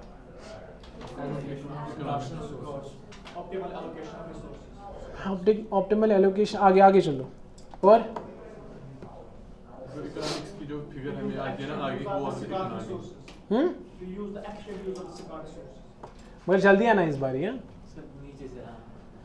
देखो इसमें बायो इकोनॉमी में बस इतना, अब आप लोग अपनी डेफिनेशन छोड़ो, बायो इकोनॉमी में बस हमें इतना देखना है कि अगर कोई पर्टिकुलर सेक्टर है, जैसे कि हेल्थ सेक्टर मैंने पढ़ाया था, उससे हमें कितने फ़ायदे मिल रहा है, पैसों मॉनिटरी वैल्यू कितना मिल रहा है, ठीक है, उस पर कितनी इकोनॉमी चल रही है हमारी, ठीक है। जैसे मैंने अभी बोला इंडस्ट्रीज़ में $58 बिलियन की economy, what does that mean? It means that अगर हम टोटल वैल्यू देखेंगे of all the goods and the services, इस वाली सेक्शन में, इंडस्ट्रियल बायोटेक्नोलॉजी वाली सेक्शन में कैलकुलेशन करना स्टार्ट करें, it will come out as $58 billion. मेरा ये ट्यूशन सेंटर है, इसकी इकोनॉमी कितनी होगी अगर मैं बोलूँगा? It will include all that I earn, the profits, the losses that are there, वो सारा मैं इंक्लूड करके लास्ट में बोलूँगा कि भाई साहब इसकी इकोनॉमी एक साल की इतनी है। वैसे ही ऐसे ही है बायो इकोनॉमी भी वही चीज़ है कि बायोटेक्नोलॉजी एज अ होल, उसमें total goods and the services जो प्रोड्यूस होते हैं उनका नेट वर्थ इवेंचुअली कितना है। अब इसमें क्या क्या हमने बोला था बताओ जल्दी से। सबसे पहले अभी मैंने बायो इंडस्ट्रीज का बोला ना, ये ऐसे मैं एग्जांपल दे रहा हूँ जो आप लिख सकते हो मेंस में। बायो इंडस्ट्रीज का मैंने अभी कितना बायो इकोनॉमी वर्थ बोला? $58 बिलियन। क्लियर है। उसके बाद दूसरा है बायो फार्मा या मेडिकल सेक्टर, जिसमें हम क्या क्या बनाते हैं? हाँ बायो फार्मा, याद है ना? बायो फार्मा में क्या क्या मेडिसिन बनाते, वैक्सीन्स बनाते, एंटीबायोटिक्स बनाते, यही सारा ना पढ़ा ना हमने। इसका कितना वैल्यू है इंडिया में? इसका $49 बिलियन है। कितना? $49 billion value. So it's second to bio industry pharma, ठीक है, बायो इंडस्ट्री सॉरी। उसके बाद बायो एग्रीकल्चर, बायो एग्रीकल्चर भी पढ़ा ना हमने सारा, बेसिकली जो एग्रीकल्चर में हम करते हैं बायोटेक्नोलॉजी में, वो $11 बिलियन है। कितना? 11। और बायो रिसर्च जो हम आगे पढ़ेंगे, बायो रिसर्च में क्या करते हैं हम? किसी को पता है? जो सारे क्लिनिकल ट्रायल्स हम करते हैं, जो सारे क्लिनिकल ट्रायल, देखो वैक्सीन प्रोड्यूस करना बायोफार्मा में इवेंचुअली आएगा, लेकिन उससे पहले जितनी भी फॉर्मेलिटीज़ रहती है, थैंक यू जितनी भी फॉर्मेलिटीज़ रहती है, क्लिनिकल ट्रायल्स करने रहते हैं, उनमें भी तो पैसे लगेंगे ना भाई। आपने इंसान मतलब ह्यूमंस को लाना है, उनको पैसे देना है। If they want to be the candidates, the participants in the clinical trial, उनको पैसे नहीं दोगे आप लोग? वो सारा इकोनॉमी भी तो है, वो किस में आता है? ज़ैनब समझ में आ रही है? अब तो पता नहीं कहाँ खो गए। ये समझ में आ रही है? It is bio research. इसकी वैल्यू $9 बिलियन है। कितना? $9 बिलियन है। This is overall bio economy perspective. Zubair लिख लो अब जल्दी से।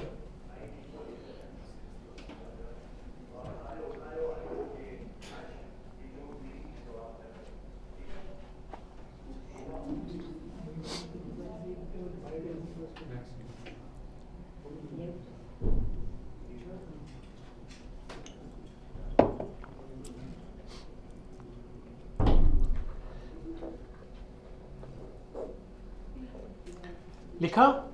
आगे चले।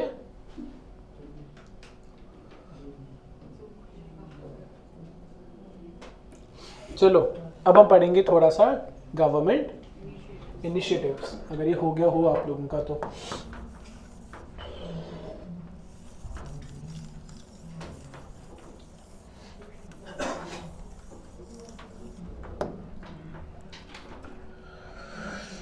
देखो, it all started up in 1980s, कब?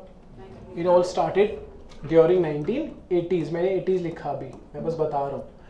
Back then, there was a lot of need of biotechnology. The world was progressing in the field of biotechnology. So many newer things. वो for example वो Dolly volley का बनना, याद है ना? वो सुना होगा, सबने सुना होगा. वो शीप भी वो इसी टाइम में हुआ था, 1980s के अराउंड हुआ था. ठीक है. My point being कि वर्ल्ड में there was a good progression in advancement in biotechnology thing. Newer products were being launched, and at this moment India did not want to stay behind. India did not want to, and the government of India started up taking this field, biotechnology sector, very seriously, very right from 1980s itself. और सबसे पहले उन्होंने एक board बनाया. क्या बनाया? जिसको बोलते हैं नेशनल बायोटेक्नोलॉजी बोर्ड. क्या बोलते हैं? ये 1982 में इनका पहला एंडीवर है. The first endeavour of what? The government of India. They created national biotechnology board. ये समझ में आई? Very easy to understand. Board किसको बोलते हैं?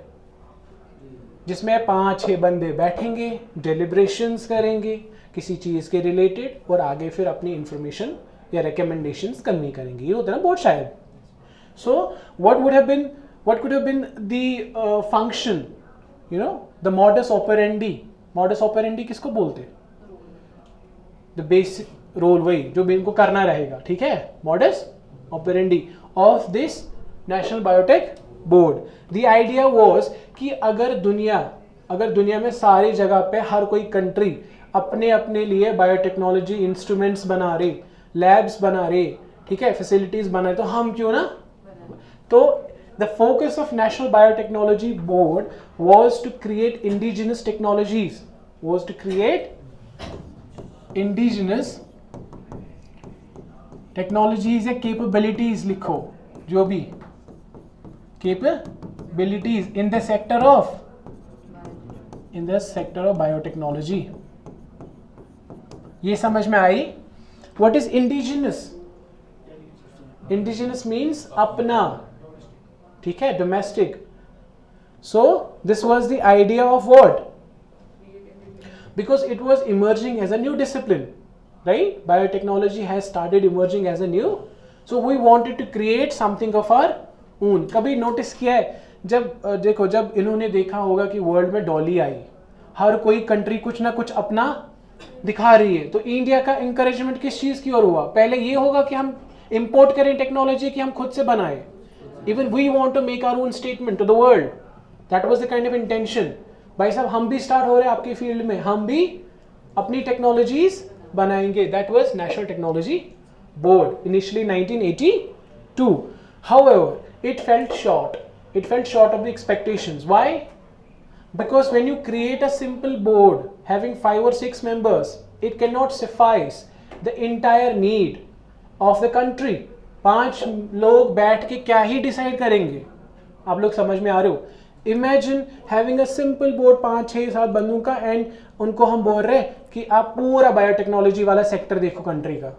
How silly and how stupid. The government realized it. And very fast.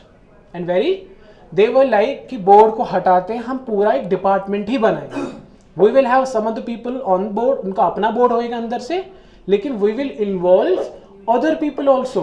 Experts involve करेंगे. हम recommendation जो दे सकते हैं, टीचर लोग जिनको बायोटेक के बारे में पता है, ठीक है, वो भी हमें अपनी information will take cues from them. So the basic idea was to increase the institutional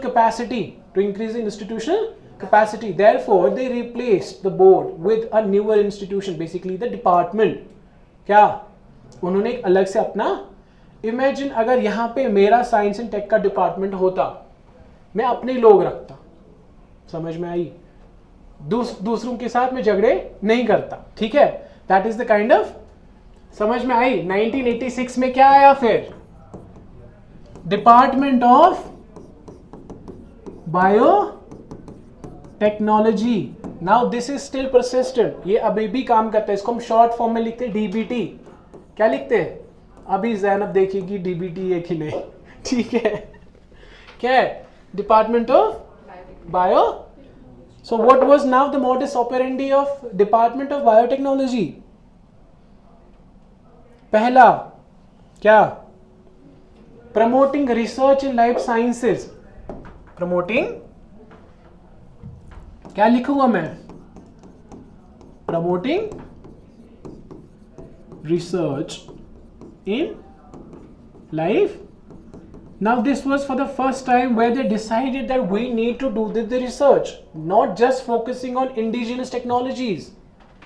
If we want to excel in the field of biotechnology, we definitely need to do some kind of a research. Research के बगैर हम advance नहीं कर सकते. So this was our first important modus operandi, doing research in life sciences, in biology, in bioeconomy. It could be any of them जो हमने discuss इतना सारा किया. और इसके साथ साथ क्या? Therefore accelerate the development of biotechnology. Now that could be an extension of research itself. Once you have done the research, it would mean what? Accelerating the development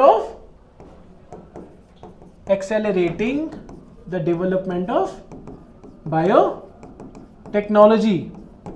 ये समझ में आई? Is it clear? So if I say that my purpose is doing the research, I have been doing the research. So research का natural extension निकलेगा कि अब मेरी biotechnology की development होएगी. समझ में आई? अब अगर बायोटेक्नोलॉजी की डेवलपमेंट आई मतलब मेरे पास अब टेक्नोलॉजीज प्रेजेंट है. आई वांट कि ये टेक्नोलॉजी सारे यूज करे. Deploy this technology for the large scale use. आपको समझ में आ रही है? Deploying the technology for large scale. Now what could be the benefits of deploying the technology for large scale use?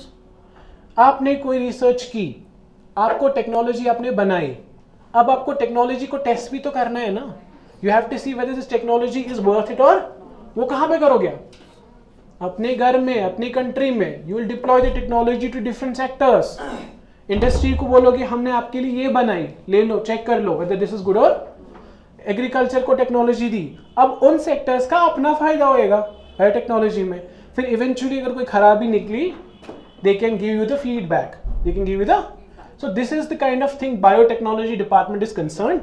It is still concerned with the same thing as it was concerned in 1986. ठीक है. और अब इसका नया mandate आया है biofuels पे भी. क्या? अब क्योंकि biofuels are in vogue nowadays, now the newer mandate is development of biofuels. Development of which department oversees the development of biofuels? Department of Biotechnology. And और एक waste to energy generation. और एक चीज waste to energy generation. यार ये same है almost. Biofuel एक example भी आप दे सकते हो. जैसे हम बायोगैस नहीं बनाते, वो जो मीम बनी थी नरेंद्र मोदी की, याद है ना? इन सब पे चूल्हा वाला कुछ था ना, उसने क्या नॉनसेंस किया था कुछ. हाँ, तो basically the purpose, the intention was कि हम वेस्ट से कुछ एनर्जी बनाएंगे. गोबर गैस नहीं बनाते हम, या बायोगैस, वो कहाँ से बनता है? At the end of the day waste से ही बनता है ना.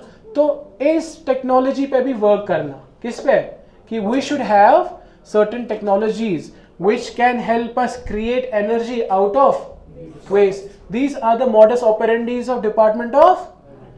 पहले क्या पढ़ा? Biotech. We realized what were the shortcomings of biotech.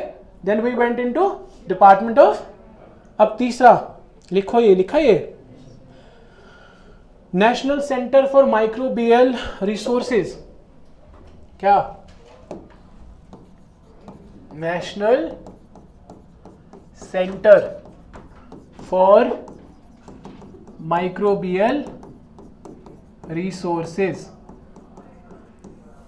लिख लो इसको. लिखा? National centre for. इसमें क्या है बताओ? देखो इसमें क्या है, बायोटेक्नोलॉजी हमें पता है माइक्रो ऑर्गेनिजम्स के बगैर तो हमें वेक्टर वो होस्ट रहते हैं ना, बैक्टीरियाज होस्ट रहते हैं, तो इनके बगैर तो बायोटेक्नोलॉजी नहीं चलेगी। अब इंडिया ने क्या बोला, बोला कि हम देखेंगे कि हमारी कंट्री में कितने माइक्रोबियल रिसोर्सेज है हमारे पास, कितने माइक्रोब्स किस टाइप के हैं, कौन को किस क्वालिटी के हैं, कितने सारे हैं। So the first modus operandi of this center, National Center for Microbial Resources, is to identify the national microbial resources that you have. Identify your microbial resources within your country, within your, ये समझ आई। अब identification से क्या होगा, उतना काफी नहीं है। We have to figure out what kind of biotechnological potential do they have। अब सब में तो नहीं होगा ना, नेचुरल सी बात है। अगर हमारे पास, हमने देखा कंट्री में 100 माइक्रोब्स है, कितने अलग अलग टाइप के 100 माइक्रो ऑर्गेनिजम्स है, जरूरी तो नहीं है ना कि सारे बायोटेक्नोलॉजी में यूज होंगे। आप लोग समझ रहे हो मैं क्या बोल रहा हूँ। So the second therefore is again the very logical extension of the first point, which is figuring out the biotechnological potential of these microorganisms.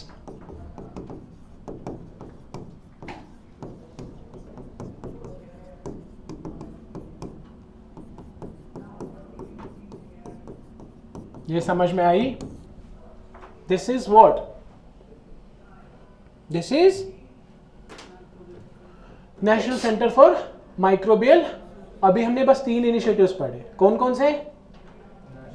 National biotechnology board, department of biotechnology, and the last one being national centre for microbial resources. Last और एक Indian biological data centre, ये लिखा Indian biological data centre, लिख लो।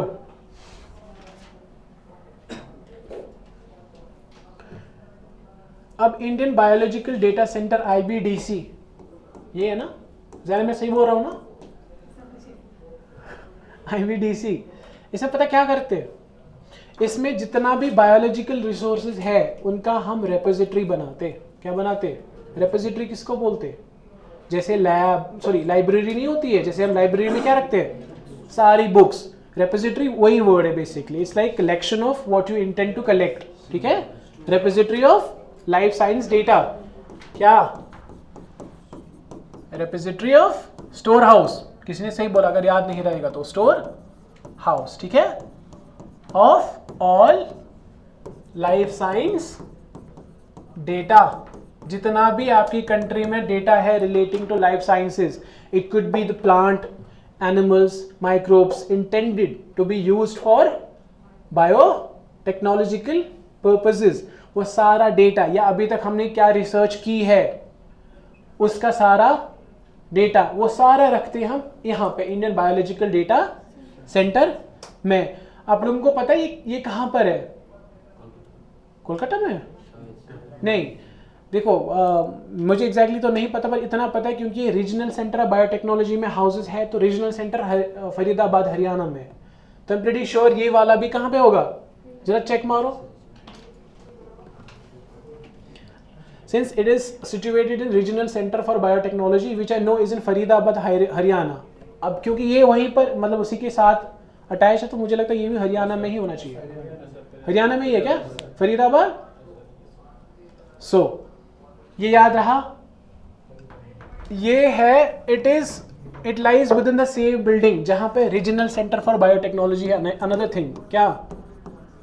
Regional centre for biotechnology of regional centre of biotechnology again. So दोनों कहां पर होंगे? अब हरियाणा में। कभी कभी प्रीलिम्स में ये पूछ लेता है, ठीक है? ये इससे पहले पूछा गया कहीं पे, तो regional centre for of biotechnology, ये क्या चीज है रीजनल सेंटर ऑफ बायोटेक्नोलॉजी? कोई मुझे बोलेगा?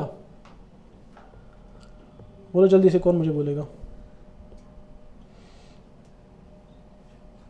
देखो, इंडिया ने ये रीजनल सेंटर का थोड़ा हिस्ट्री सुनो। इंडिया ने 2006 में क्या 2000 यूनेस्को पता है ना, यूनेस्को यूनाइटेड नेशंस की एक बॉडी है, उसके साथ एक अग्रीमेंट किया। क्या किया? अग्रीमेंट। बोला कि मैं अपनी कंट्री में एक सेंटर रखूंगा। इंडिया बोलता, क्या बोलता कि यूनेस्को को बोला क्योंकि अब मैंने आप लोगों के साथ अग्रीमेंट किया है तो मैं अपनी कंट्री में एक रीजनल सेंटर खोलूंगा। किसके लिए? जो जहां पर भी मेरे को कोई रीसेंट एडवांसमेंट पता होगी जो मैं करूंगा, मैं वो इंफॉर्मेशन डिसेमिनेट करूंगा टू द मेंबर कंट्रीज, जिन जिन लोगों ने इसके साथ अग्रीमेंट किया है। से इस 2006 वाले यूनेस्को अग्रीमेंट में 100 कंट्रीज है। कितनी? 100 कंट्रीज ने साइन किया ये agreement.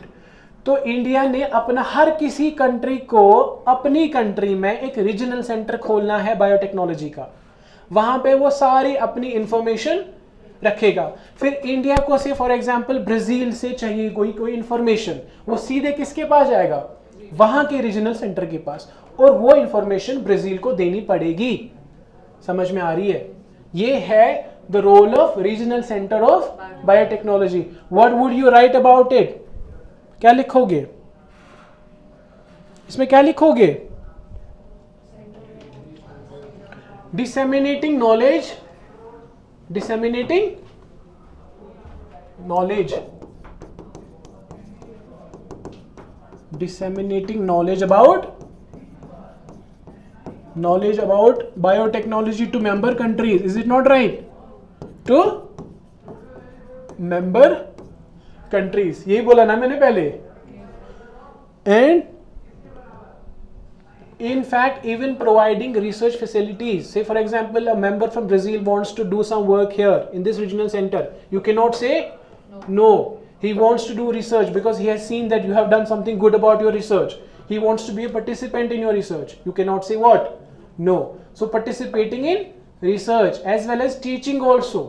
Maybe he does not know much about biotechnology and we have good teachers in this center, so they have to teach him about biotechnology. So what should I write additionally? Participation in research and teaching. ये ठीक है? Government भेजेगी ना, personal बंदा नहीं आ सकता, because it is a government.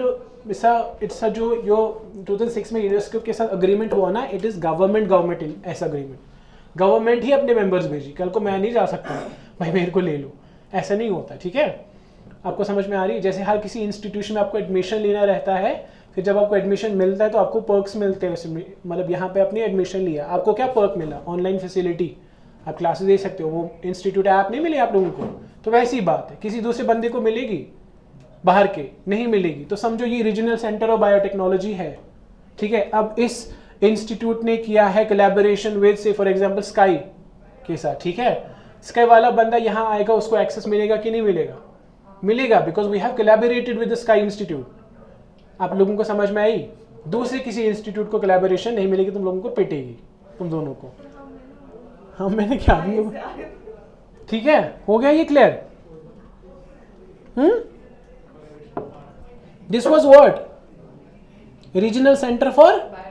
अब इसमें मैं एक चीज बोलूंगा and we will stop here. ठीक है, जो इंडियन बायोलॉजिकल डेटा सेंटर है ना, it believes on the principle of FAIR. क्या? ये आजकल वोग में है ये टर्म भी, FAIR principles. Please understand, this is very important, I will write it down here. FAIR principles, FAIR biotechnology में जहां जहां बायोटेक्नोलॉजी पढ़ोगे, बायोलॉजिकल रिसोर्सेज पढ़ोगे, वहां पे आप फेयर प्रिंसिपल्स भी। फेयर का क्या मतलब है? एफ का मतलब है फाइंडेबल। क्या? एफ का मतलब है फाइंडेबल, ये समझ आई? ए का मतलब है एक्सेसिबल। क्या? आई का मतलब क्या होगा? Inter operable. आई का मतलब इंटर ऑपरेबल। और आर का मतलब है रीयूजेबल। आर का मतलब है रीयूजेबल। ये है फेयर प्रिंसिपल्स। अब मुझे एक एक बंदा बताएगा इसका क्या मतलब है। इसका बहुत इंग्लिश मतलब है, वो कुछ खास नहीं है इसमें।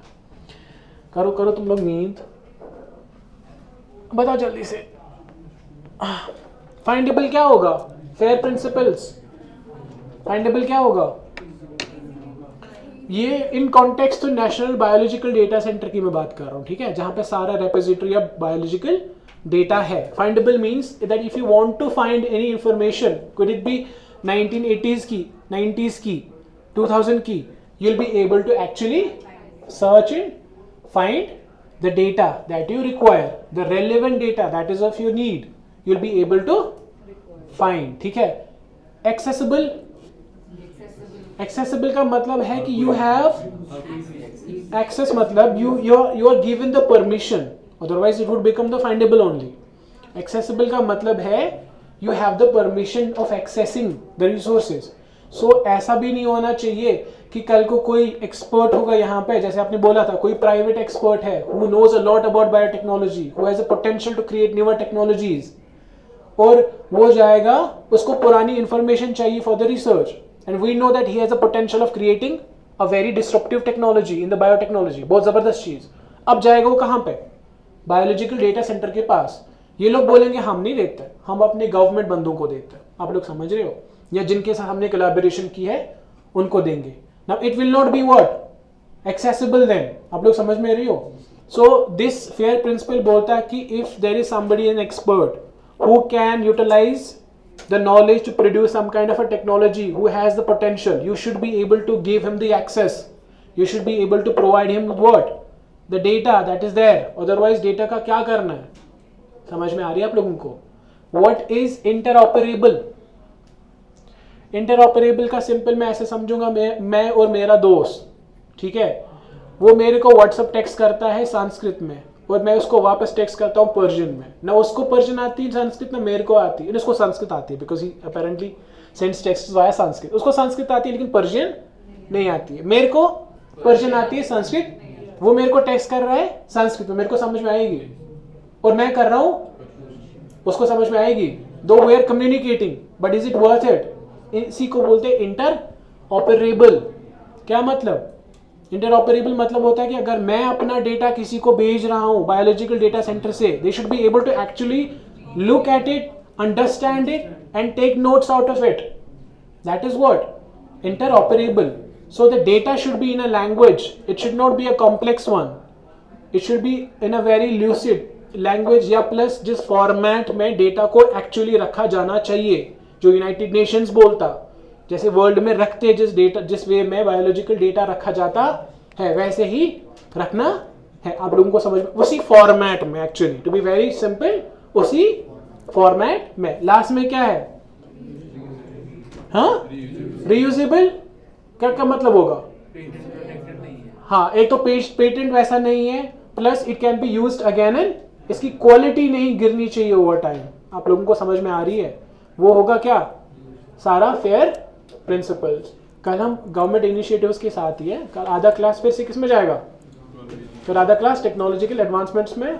कल तीसरी क्लास होगी ना, तो बायोटेक की 4 क्लासेस बायोटेक की होगी इंशाल्लाह, ठीक है। और इसमें पता क्या है, हमें सरोगेसी पढ़ना है, वो लॉज भी पढ़ने, सरोगेसी पढ़ना है, असिस्टेड रिप्रोडक्टिव टेक्नोलॉजीज पढ़नी रहेंगी। करो करो करो, हाँ हाँ ठीक है, ठीक है। चलो, थैंक यू एवरीबॉडी।